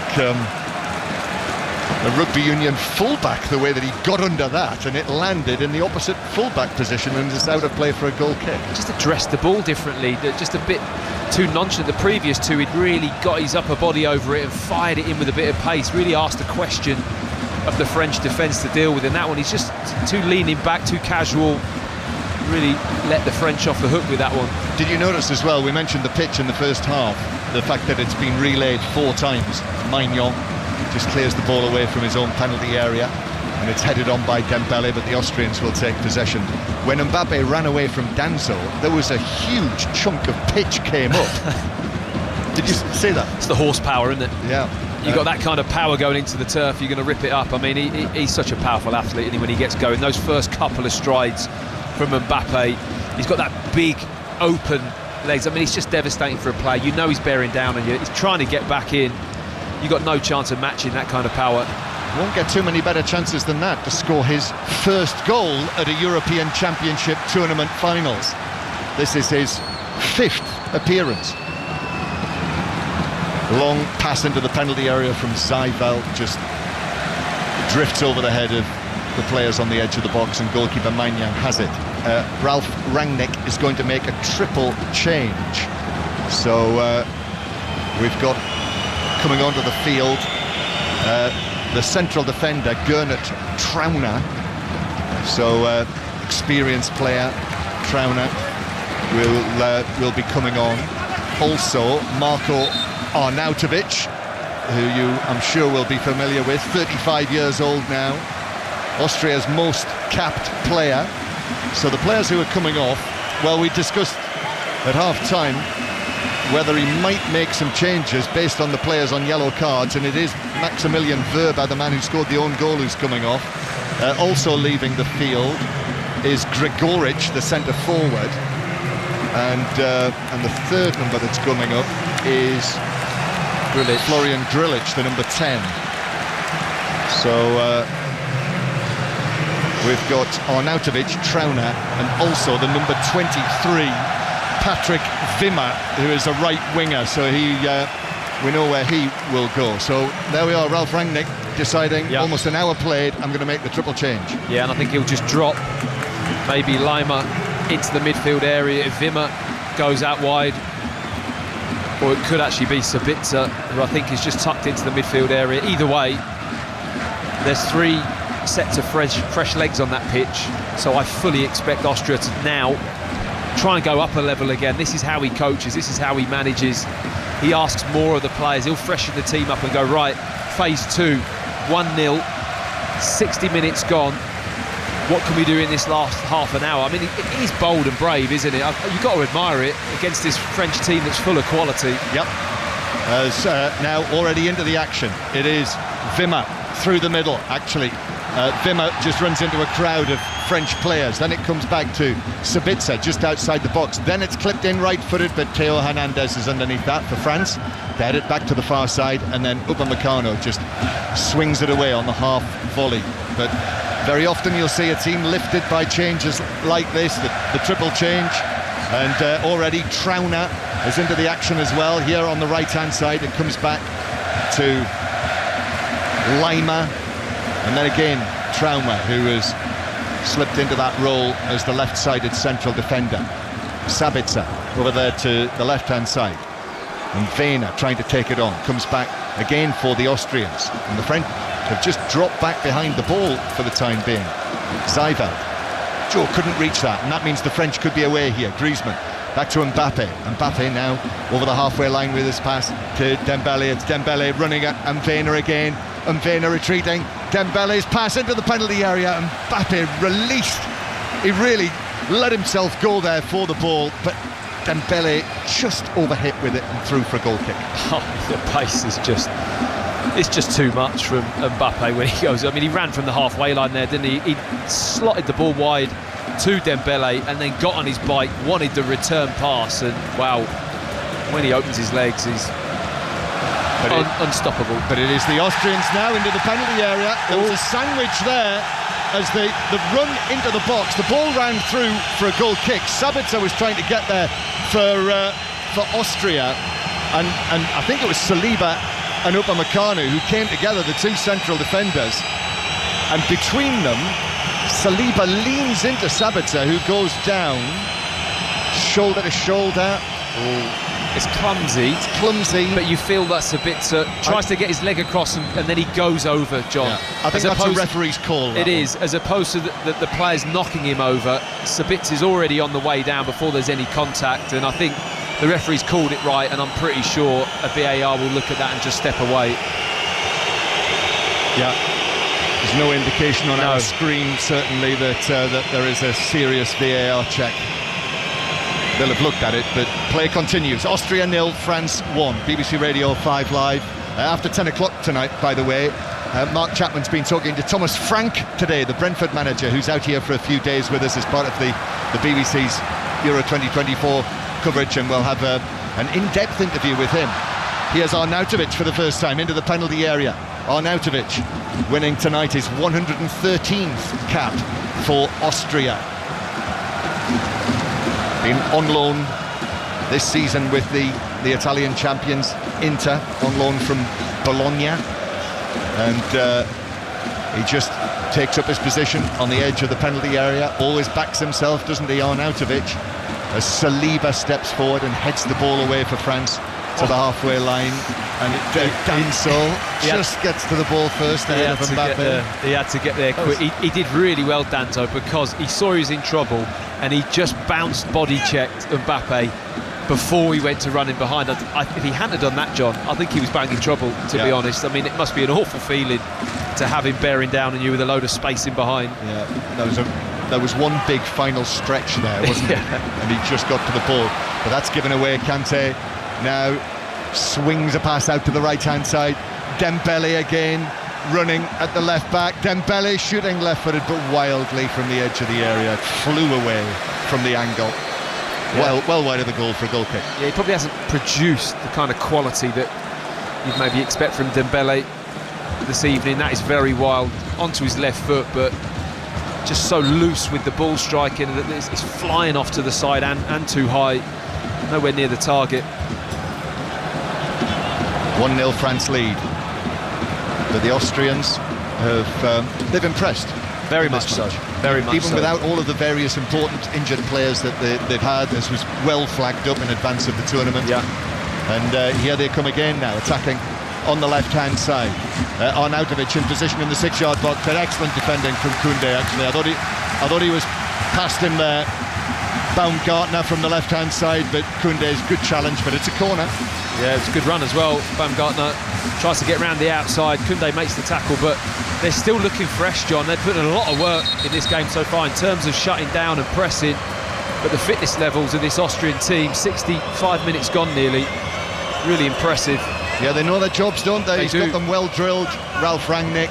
You know, the changes have been made. Clearly this was part of the plan. Wimmer's going to take the corner to the near post, but right onto the head of Griezmann of France, who is able to head it away. And now Mvena had to be quick there. And Dembele does well. Dembele flicks it forward. Kante is onto this, carries the ball out towards the right-hand side. And N'Golo Kante drags it infield, still going. He's got two Austrians with him. Seifeld tries to put in the challenge, can't do so. Kante's cross is headed away by Danso from near the penalty spot. Headed forward again for the French and then volleyed away by Posch. High, almost up to our eye level. Eventually it comes down and is cleared away again up towards Arnautovic, heading it forward. Upamecano just leans into that, nods it down for Theo Hernandez. Here's Kylian Mbappe receiving it in a left-sided position, and that's a lovely, beautifully weighted pass. Theo Hernandez's ball right across the 6-yard box. Nobody could get a touch. Dembele, then back to Koundé. Low shot, that's blocked inside the penalty area. There were a number of defenders there, and the ball bounces away out towards the far side. I mean, the link-up play again. Mbappe outside of the right boot, spinning ball down the side around a defender into the path of Hernandez. Absolutely inch perfect, beautiful pass. And Hernandez again, the pace and the energy on the overlap, fizzing the ball across. I mean, it's just begging for somebody to tap it in at the back post, and very nearly happened. Lovely play again down this French left-hand side. We've been very lucky, you and I, haven't we, the last two nights, being able to sit inside great stadiums and watch Jude Bellingham, some of his passing last night. And now Mbappe, that was a thing of beauty, wasn't it? It really weight was. of that pass. And here he is now again, the French captain. Mbappe passing the ball high out towards the far side. Still only 25 years old, Mbappe. Comes back to Kante, thought about a shot. No, slips it into the area. Thuram with a shot. And Pence is able to go down, diving to his right, but push the ball away out of the penalty area. France have just stepped it up here again. I think they've sensed the danger from the Austrian changes. Thuram back to the right-hand side. Dembele's cross cleared away rather awkwardly by Danso for Austria. Rabiot back to Koundé, and then Koundé goes back to the halfway line. But suddenly France looking much more dangerous after a little period of consolidation in the game. Yeah, they've rode the storm well, and then they've got the ability to... They're just very solid. John, I look at the back four, I think they've just done a really good job. Hernandez has had a good game. You've got Saliba, Upamecano, Koundé, who will just do a defensive job, doesn't want to get forward too much, so they don't have that potency on the right-hand side. But it's been an impressive showing from France for a first game against what is a very difficult opponent. I mean, Austria will give anyone a good game in this way. Yes, it's going to be an interesting group, this one. Austria play Poland next, who lost to Netherlands yesterday. French now back in their own defensive third, and Lima chasing Kante tirelessly. They are two of the biggest triers in world football, those two, the effort. Who's going to get worn out first? Well, them, John? I'm not sure either of them will. There's Zaifa. His ball for the Baumgartner, left side of the box. Baumgartner, Koundé does well against him again, actually, and then turns and puts the ball out of play. Eventually bounces out for a throw-in 10 yards back from the corner flag. Just thought he got the wrong side of him for a fraction there. Baumgartner couldn't quite capitalise and get his body across Koundé to draw him into a trip or a foul in the box, but Koundé staying very cool, staying on his feet and just dealing with it. Austria again, it's got a good balance this game at the moment. Austria have weathered that spell from the French. Now here they come again themselves. Sabitzer gets a fortunate... Arnautovic it is, who's now got the captain's armband on. Gets a fortunate bounce of the ball, but then couldn't take advantage, so the French have got possession back again when it comes back towards the edge of the penalty area. Yes, Arnautovic, I say, he does back himself, doesn't he? From a record signing for West Ham when he went to Inter, demanded the number, or well, I should say, he asked for the number 8, because that was the number that was worn by Ibrahimovic at Inter. As France with Saliba. Saliba's got space in front of him, reaches the halfway line, just puts his foot on the ball, the Arsenal central defender. France are going to make a couple of changes as well from this glittering array of substitutes that Didier Deschamps has at his disposal. As one of my predecessors, Brian Butler, used to say, it's an international sweet trolley of a substitutes bench that he has to choose from.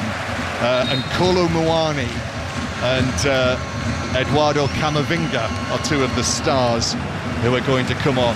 Kolo Muani of Paris Saint-Germain, and Camavinga, as you will likely know, having just won the Champions League with Real Madrid at Wembley Stadium.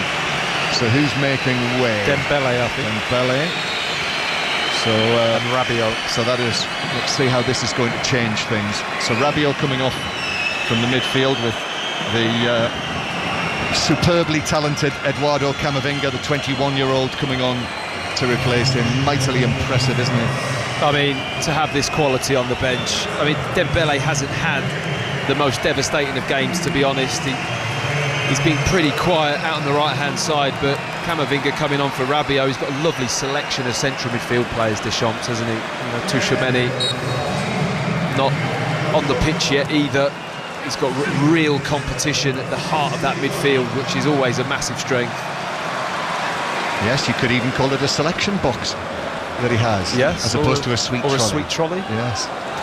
1-0 France lead, so Camavinga is on. It's quite old school, isn't it, a sweet trolley? Sweet trolley. It's the last time you saw one of them. Yeah, I think... wheeled out in a restaurant. I think it was next to the hostess trolley. Do you remember that?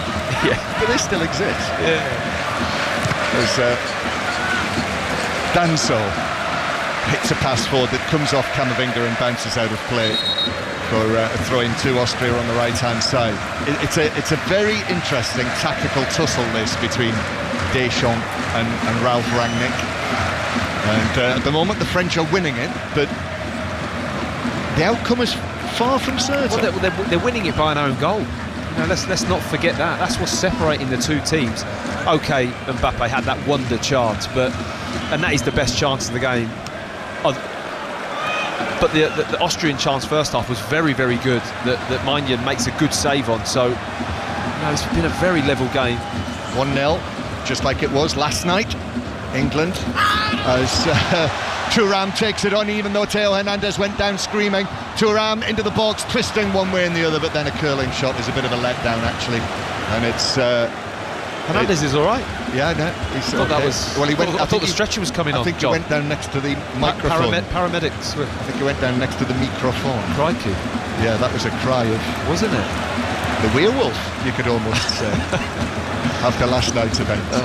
And that shot in the end from Thuram, that was a bit like the selection from the sweet trolley that looks delicious, but actually you just love saying sweet trolley, don't you? Anything old school, you're all over it. Here is another of the substitutes for Austria, the Feyenoord captain Gernot Trauner, who obviously was playing for Arne Slot this season. Austria continue to build with Posch on the right-hand side.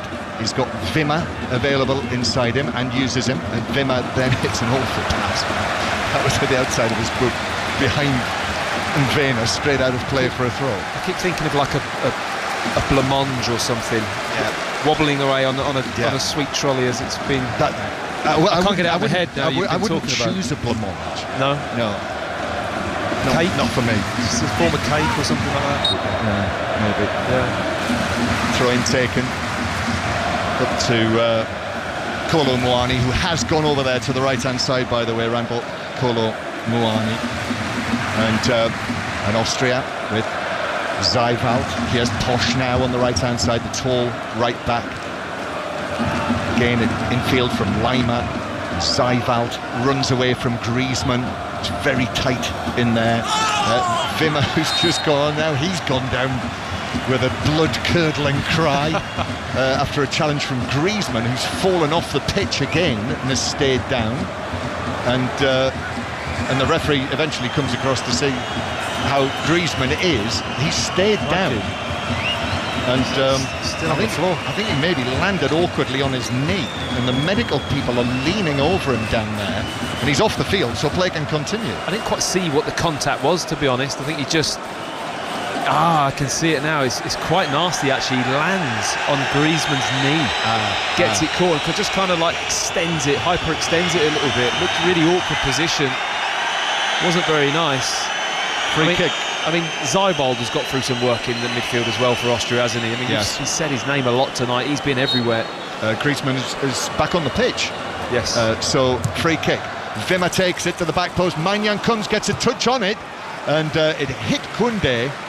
And Upamecano did well to stop it from going out for a corner, and it's cleared away by the French. Still, this is only 1-0 to France.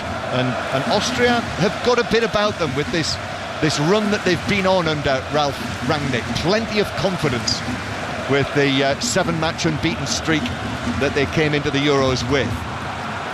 France win the ball back on the edge of the area. Theo Hernandez, though, gives it away, passes it straight to Wimmer, who's been bright since he's come on, the number 23. Now Posch on the right-hand side to Wimmer. Wimmer against Camavinga does well. Rolls it forward for Posch, but Theo Hernandez is able to slide in, get the ball first and put it out for a throw-in down the right flank. Throw-in just back from the corner flag. Just taken back to Wimmer. Wimmer takes on Thuram, swings it across, but the backpedaling Maignan backpedaled all the way into his own net because he knew it was flashing across the face of goal and behind. So it is Austria 0, France 1. The French fans sense that their team need their support, so that's why you can hear the Marseillaise beginning to ring out in the background. Let me just tell you, by the way, that there's a little bit of news here relating to England. So I'm just watching France come forward, and Austria win it back, but that's given away by Zeivalt. And Griezmann now, lovely touch, cushion touch forward from Koundé. Now Kolo Muani into the penalty area on the right-hand side, but Danzo does very well, actually, ever so well, and is then fouled, and that's a free kick to Austria deep inside their own territory. This news relating to England. UEFA has begun an inquiry into a claim that England players were subjected to a racist chant during the win over Serbia. Has just been confirmed that UEFA have begun an inquiry, and UEFA have said UEFA Ethics and Disciplinary Inspector will conduct a disciplinary investigation regarding alleged discriminatory behaviour, and information on this matter will be made available in due course. And the FA have stated that the complaint did not come from them. So I'm sure we'll have more on that later in the evening on 5 Live. But we are into the last 15 minutes of this opening match for Austria and France here in Dusseldorf.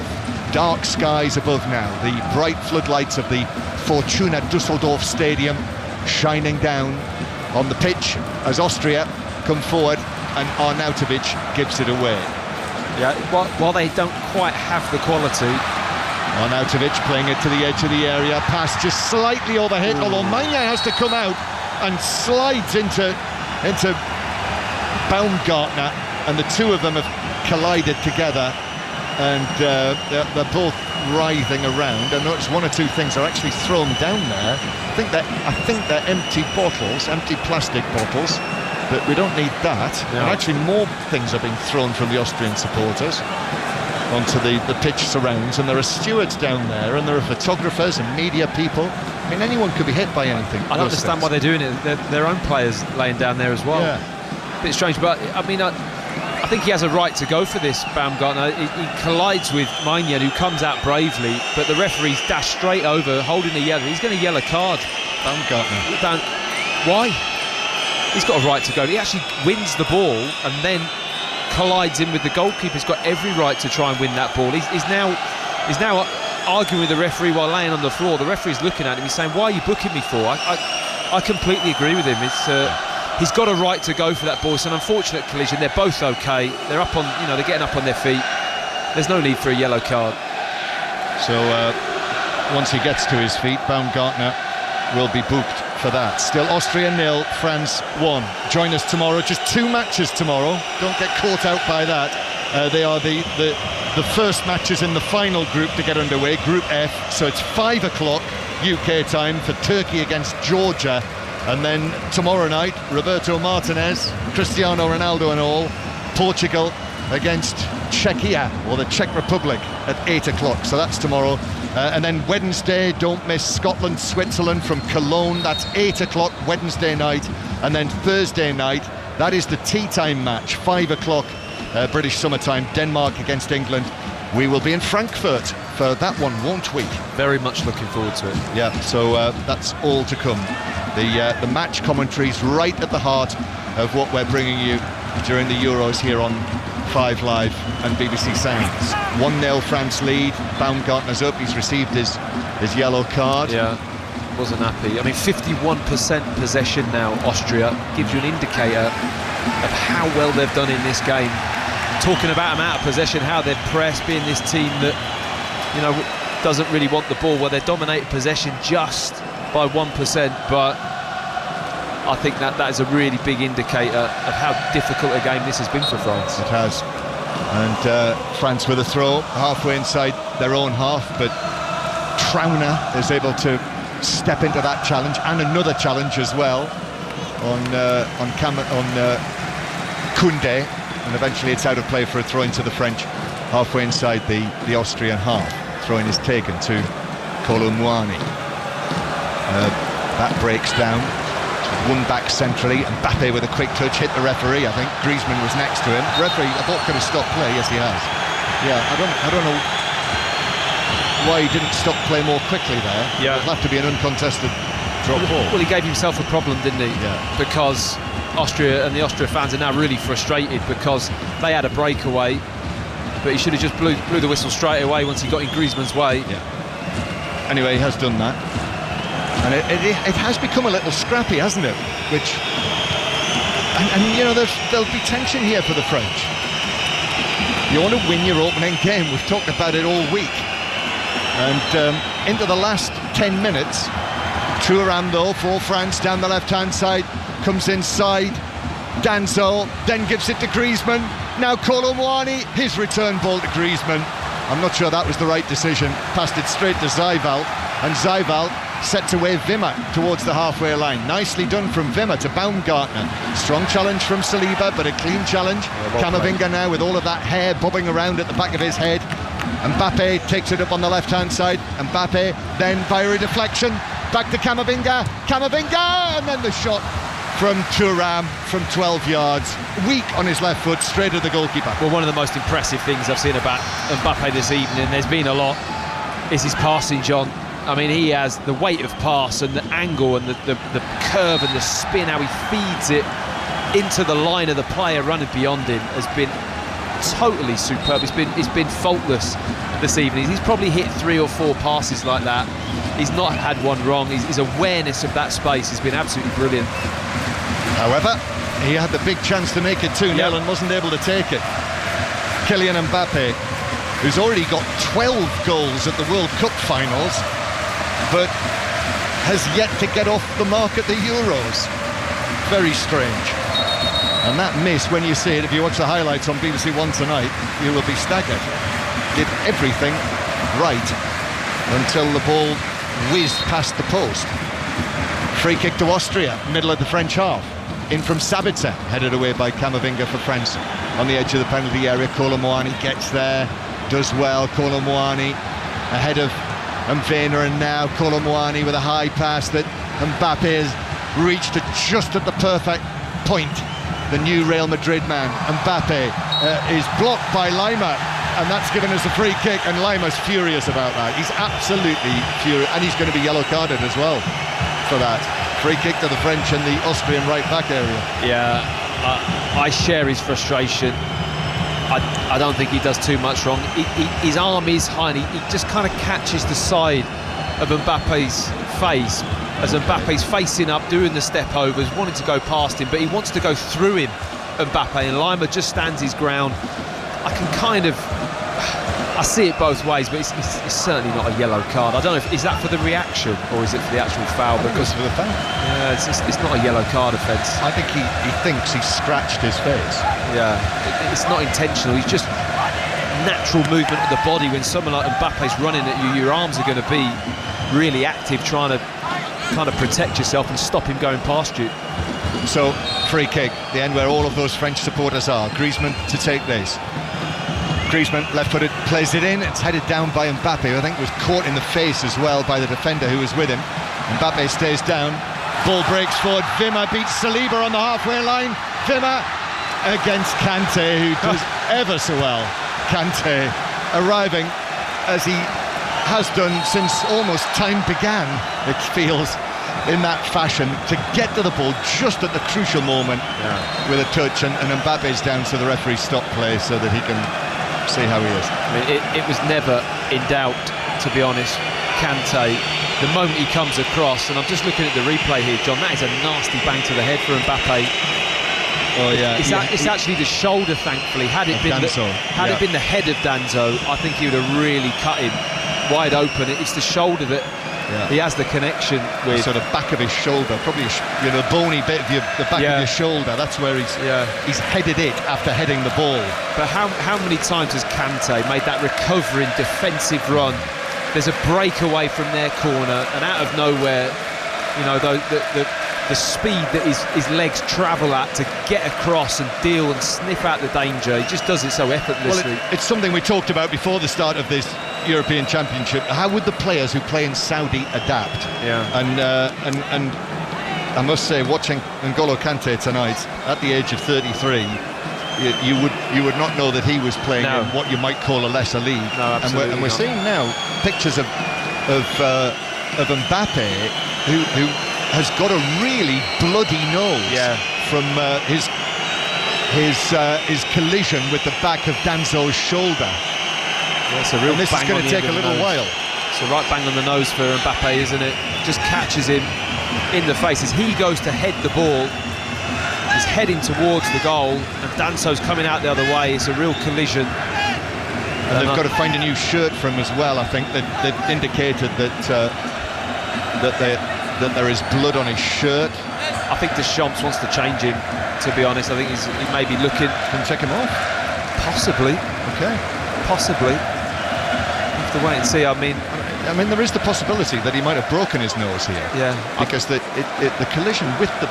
his face goes right into the back of Danso's shoulder. And it's across the nose as well, so...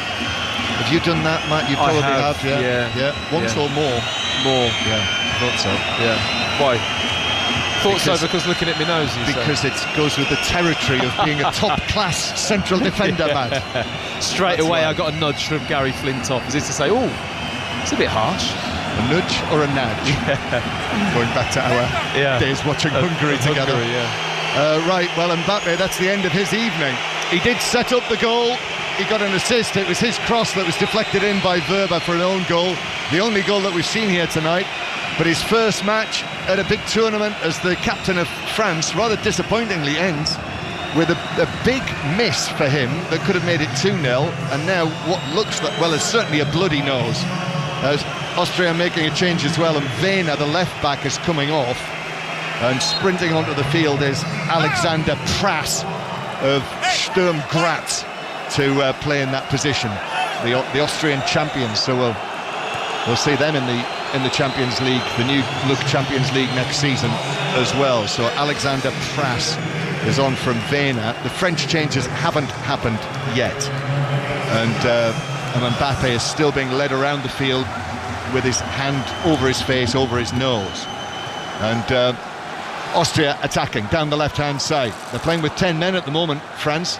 Griezmann challenged on the edge of the area, but Kanté is there just to lift it away towards the halfway line. We're actually in the 89th minute now, and Austria have got to go for it here. And I see Ralf Rangnick is going to bring on another attacker, Romano Schmid of Werder Bremen. But and what's happened there? He's gone. Mbappe's just gone back onto the field on the pitch without permission, and now sat down, and the referee's going to book him. He is, because and rightly so. Yeah, he walked onto the pitch, and he's going to be yellow carded. You can't do that. No, you can't do that. You're off. And the Didier trainer. Deschamps is apologising. He's saying that was all a misunderstanding, I think. Well, and Didier Deschamps is now in quite animated discussions with referee Manzano, and there's a fair bit of hand waving there, and Didier Deschamps has just put his hand on the referee's shoulder, and now the referee is just saying to Didier Deschamps, and now Didier Deschamps has sort of given him a gentle touch on the shoulder, as if to say, yes, we're all in agreement, but the referee's saying, there's nothing else I can do, it's a yellow card for Kylian Mbappe. Yeah. And that rather rounds off his evening. I don't know what he was thinking of. I have no... was he advised to go back on? He just walked back on, I don't know why, holding his nose and sat down. Once you've come off, you can't then go down to break up the play. You're off the field, and he's clearly not capable of going on. It looks like he's quite badly damaged his nose, actually, John. Yeah, just as he walked away, he's disappeared now under the roof of the dugout. When we could see him, that white shirt, there's a lot of blood on that shirt. And changes are made now, so Mbappe is substituted, but yellow carded.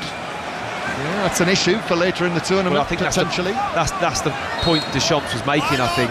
Yeah, he's trying to talk the referee out of the yellow card, and it was on deaf ears. What's happened here now? Now Ralf Rangnick is upset about something. They wanted to make a change, and they've not been able to make it. Yeah, they were waiting to make their change, the Austrians, and I think the assistant is saying, I think the assistant is saying, I need to put up the board to show that there's 9 minutes of added time first. I'm confused, because then 9 of Giroud has gone on. Yeah. So, a lot going on. Griezmann's off as well, by the way. Did I say that or not? Yeah. He's off. Giroud is on. Olivier Giroud in his last tournament, last experience of international football, and Fofana has come on as well.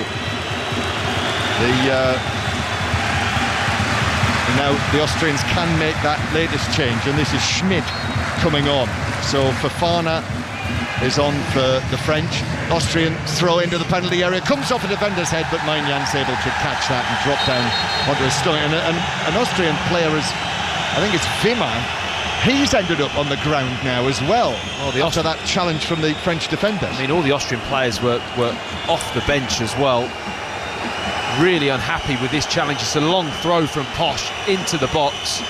he goes to flick it on there, Wimmer, and they're not happy with it. It's a collision. Yeah, it's a collision. I mean, there's no foul there. I don't think anyone's done anything wrong. No, he's caught his cheek on the shoulder of Theo Hernandez. Yeah, but he's up and he's okay, and he hasn't had too bad a blow to the head or the face. What an odd finish to the game. There has been, yeah, very scrappy. Strange things happening. Yeah. Ralph Rangnick was very unhappy that he wasn't able to make that change there. Didier Deschamps had that discussion. But what's most important is that it's still 1-0 to France. And with 9 minutes of added time, we've still got almost 7 minutes to play. So that's plenty of time for another goal in this match. France attempting here to win the European Championship for a third time, which would equal the record held by Germany and Spain. Just like England last night, looking to get off to a winning start, but it's not absolutely straightforward, certainly not guaranteed at this stage. Here's one for Giroud to chase against Danso, shoulder to shoulder, and down goes Giroud, and that's a yellow card for Danso. I'm not sure how much there was in that. For some, I mean, it was a clip of the heels from behind. Giroud gets the wrong side of him.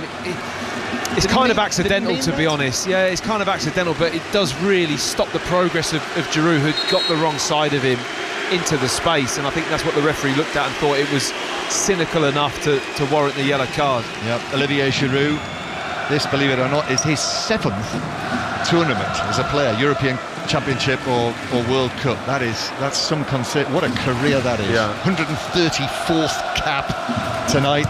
France's record scorer, 57 goals. As Giroud, with the beard on the edge of the penalty area, gets his head to it, but it bounces down, and Austria are able to get it away. We're in the 4th minute of added time now. Be interesting to see what the French media say about this performance. Theo Hernandez, forward through the middle to Giroud. Theo Hernandez, now it's taken forward by Fofana. I think that's his first involvement in the game. Kolo Muani on the right-hand side, that's blocked. And the Austrians will bring this away through Pras, and then Pras is picked up for a foul on Kolo Muani, who did well, actually, got himself back in front of Pras and won the free kick. He recovered well there, Kolo Muani. Physically, really used his strength. He had to hold off the challenge and then get his body across, draw the foul.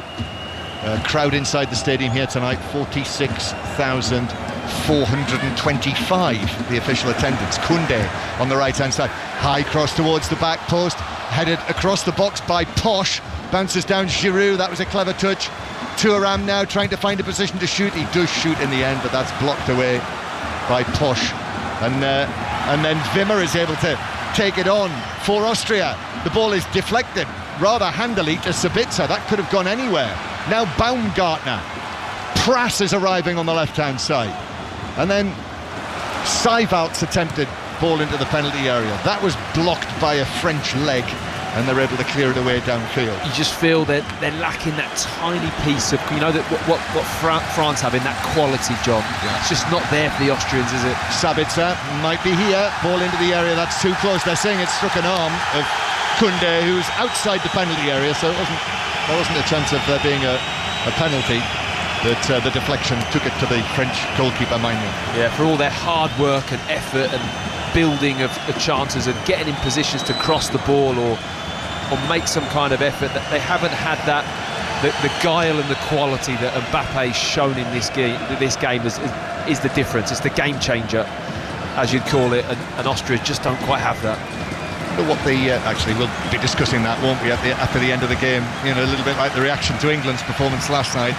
What the reaction will be to this French performance, and we'll have to see, of course, how Kylian Mbappe is as well after what could well be a broken nose, certainly a bloody nose that caused him to leave the field. Before doing that, picking up that strange yellow card. Camavinga now for the French, but not on Nautovic, virtually lands on top of him and concedes a free kick. Perhaps just a little fortunate that he wasn't yellow carded for that. Yeah, possibly. He's used his body quite well since he's come on Arnautovic. He's held the ball up a few times. It's come up to him. He's always looking for the centre back. He wants to engage with the contact, use his frame, and just to kind of bounce it out of the way and hold the ball up. He's done that quite well for Austria. Kolo Muani on the right-hand side, speeds away to the byline, cuts it back. Now the chance for Giroud, miskicked. I think Danso might have got a touch on that, which put Giroud off. But even so...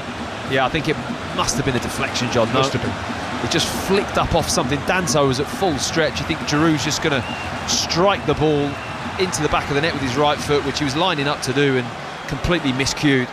1-0 France lead as Austria, time running out now, but Posh on the edge of the box, plays it across the area, but there's an interception, crucial interception from Upamecano, and it's cleared away downfield, back to the halfway line.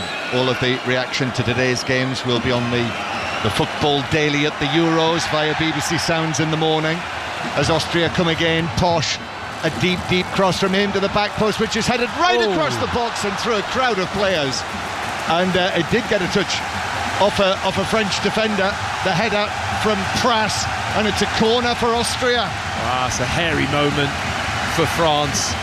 Kind of shades of the England game last night a little bit, John, with the pressure that France are under late on in this match. A set piece to defend here now, and all of those banks of Austrians behind the goal are trying to suck this into the net. Wimmer with the corner from the right-hand side. There it goes into the 6-yard box. Maignan gets his hands to it to push it away. Clip back into the penalty area towards Danso, who's still up there. Half cleared away for France, who might be away on the counter-attack. They are. France break away. It's 3 against 2 as Thuram carries it down the left-hand side, now cuts into the box, but defenders are able to get back and force Thuram. And then more and more red shirts arrive back in the penalty area, and Thuram, very wisely, is going to take this out towards the corner flag. I see something else was thrown from the crowd there as well while the play was going on. Some little white object. Yeah, and Kante loses out. Seibalt plays it back into his box. That needs to be cleared by Wimmer, but it is. And touch from Pras as well. Seibalt passing it forward. I think this might be the last attack. We're in the 9th minute of added time. Baumgartner is taking it on. Talk about all of the early goals for Austria in their recent matches. Now they want a late goal, but the pass from Sabitzer was short for Baumgartner, and in fact he was in an offside position, and he puts his hands up to his face because that's a free kick to the French, and that might be it. Just got to put the ball in the box there. Doesn't need to make that pass to Sabitzer. It's the last seconds of the game. You've got 3 or 4 players in the box, just sling it in there. And I think that is it. Yes, it is. Well, this has been as hard fought a win for the French as it was for England last night, and they've won it with an own goal. But lots to discuss from this as French players go down. That's a mighty effort that they've put in, and the Austrians as well, many of them with their hands on their knees. But Maximilian Wöber's own goal won it for France. The French are able to begin with a win here in Dusseldorf, but they were in a match tonight. Austria 0. So, a first half own goal, the difference between the sides in Dusseldorf. France winning 1-0 against Austria. They did have chances in the second half, did the French, and it descended into a very scrappy last 15 or 20 minutes, and Kylian Mbappe went off with a nose injury as well. But they've won, and I suppose as far as the French are concerned, that's all that matters. A bit like England in their opening game, Matt Upson. Yeah, there was certain similarities for sure. I mean, I really felt that there were elements of the game, certainly in the second half, that reminded me of England's game against Serbia in terms of the pressure that France were under. The back four defended the box really well. Austria never had that bit of quality to really unlock France, and they defended well together as a unit. The goalkeeper, I thought, had a pretty steady game and commanded the box, and that was enough to see France through with moments of real top quality going forwards. And Mbappe, 2 or 3 passes he put in, and certain elements of pace and link up with Hernandez were just exquisite in the game. But Austria, tricky opponent, and they really showed that tonight. Gilles and Laurent alongside Matt Upson and John Murray. Will it be covered, and will French football fans feel simply job done, or will there be questions? No, I think it'll be more job done, chappers, and we've been here before, we've seen it. Don't forget, this is not a team that plays great football. Never. They haven't reached 3 of the last 4 big finals by playing sexy football. This is not what They do. They are very disciplined. They are very structured. Deschamps and even Griezmann a couple of weeks ago reminded everybody, saying, you win these tournaments, these kind of competitions, by being the most solid team, the best team defensively. That's how you win this. And then if you have the genius of an Mbappe or that kind of talent, but you could say the same for Bellingham or Kane, you know, it's not just Mbappe or Dembele or Kanté, who tonight was incredible considering he hadn't played at this level for 2 years. This is the base that you need, and they had that. And yes, they will be better in the next few games. They will go a gear up or two. They will go from strength to strength. And already the game against the Dutch, in 4 days' time, will be a great test for them, even greater than today. Today we expected Austria to be like that, solid, pressing well, running a lot, that running game great. And France managed that, like Matt just said, controlled it well. Okay, there's 1 or 2 scares maybe there and there, and they should have scored maybe a second. But overall, you'll be satisfied by the structure of this team and what they did. But you also expect them to do better soon. It's just so well set up for those moments. Exactly. Mbappe bridge, isn't it? I mean, the rest of it is do the hard yards. It is hard work. Yeah. But then you have that. And it's special, isn't it? And can you imagine as a defender facing a player like him on the biggest chance? I think Danso thinks he's well positioned for the ball from Rabiot, and yet he finds himself 5 yards behind. And really, that's a chance. If Kylian is a bit more sharp, if he had played a bit more in the second half of the season, I think he would have scored that one. It's really unlike him to miss that. But that's the thing with him. You think you're in a good position, you're on the front foot, you're perfect, your line is good, and yet he can still create something out of nothing. He did miss it though. He did miss it, and you know what? It's a worry, chappers, because we talked before the game, didn't we, about that his mind yesterday, for example, was more on the message politically that he wanted to transmit to the nation and not to this game. If you think about how much minutes he played since February, for example, with PSG, because he announced them he was leaving, they benched him for most of that second half of the season. So I don't think he's fully match fit. I really don't. And maybe on that chance, you saw that after an hour on the pitch, a little bit less. Yeah. He just lacked maybe a little bit of that energy. Sorry, go on, Matt. No, I hear what Julian said. There were, for that moment, I agree, but there were some other things that were just razor sharp, weren't they? At the start of the game. For sure. And I think it's you know, his performance for me overall was pretty devastating. But yesterday he said something that was really interesting. He said, physically I'm not there yet. Yeah. It's mentally that I will be able to have a good tournament. Yeah. Jules highlighted the performance of N'Golo Kanté as well, Matt. A footballer who's had several injury issues over the last couple of years, moved to Saudi Arabia.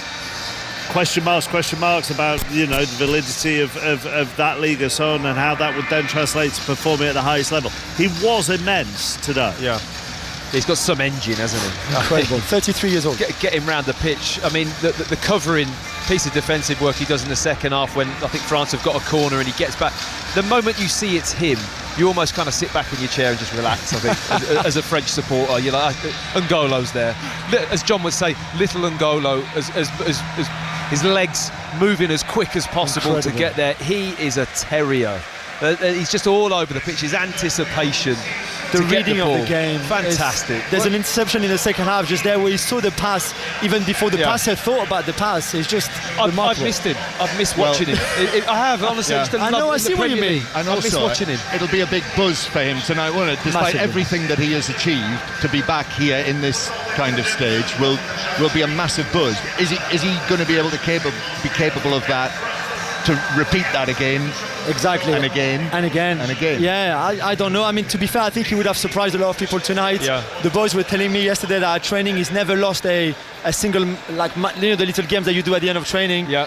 N'Golo, his team always win because they feel like they're playing with one extra man. Did it surprise you that he started?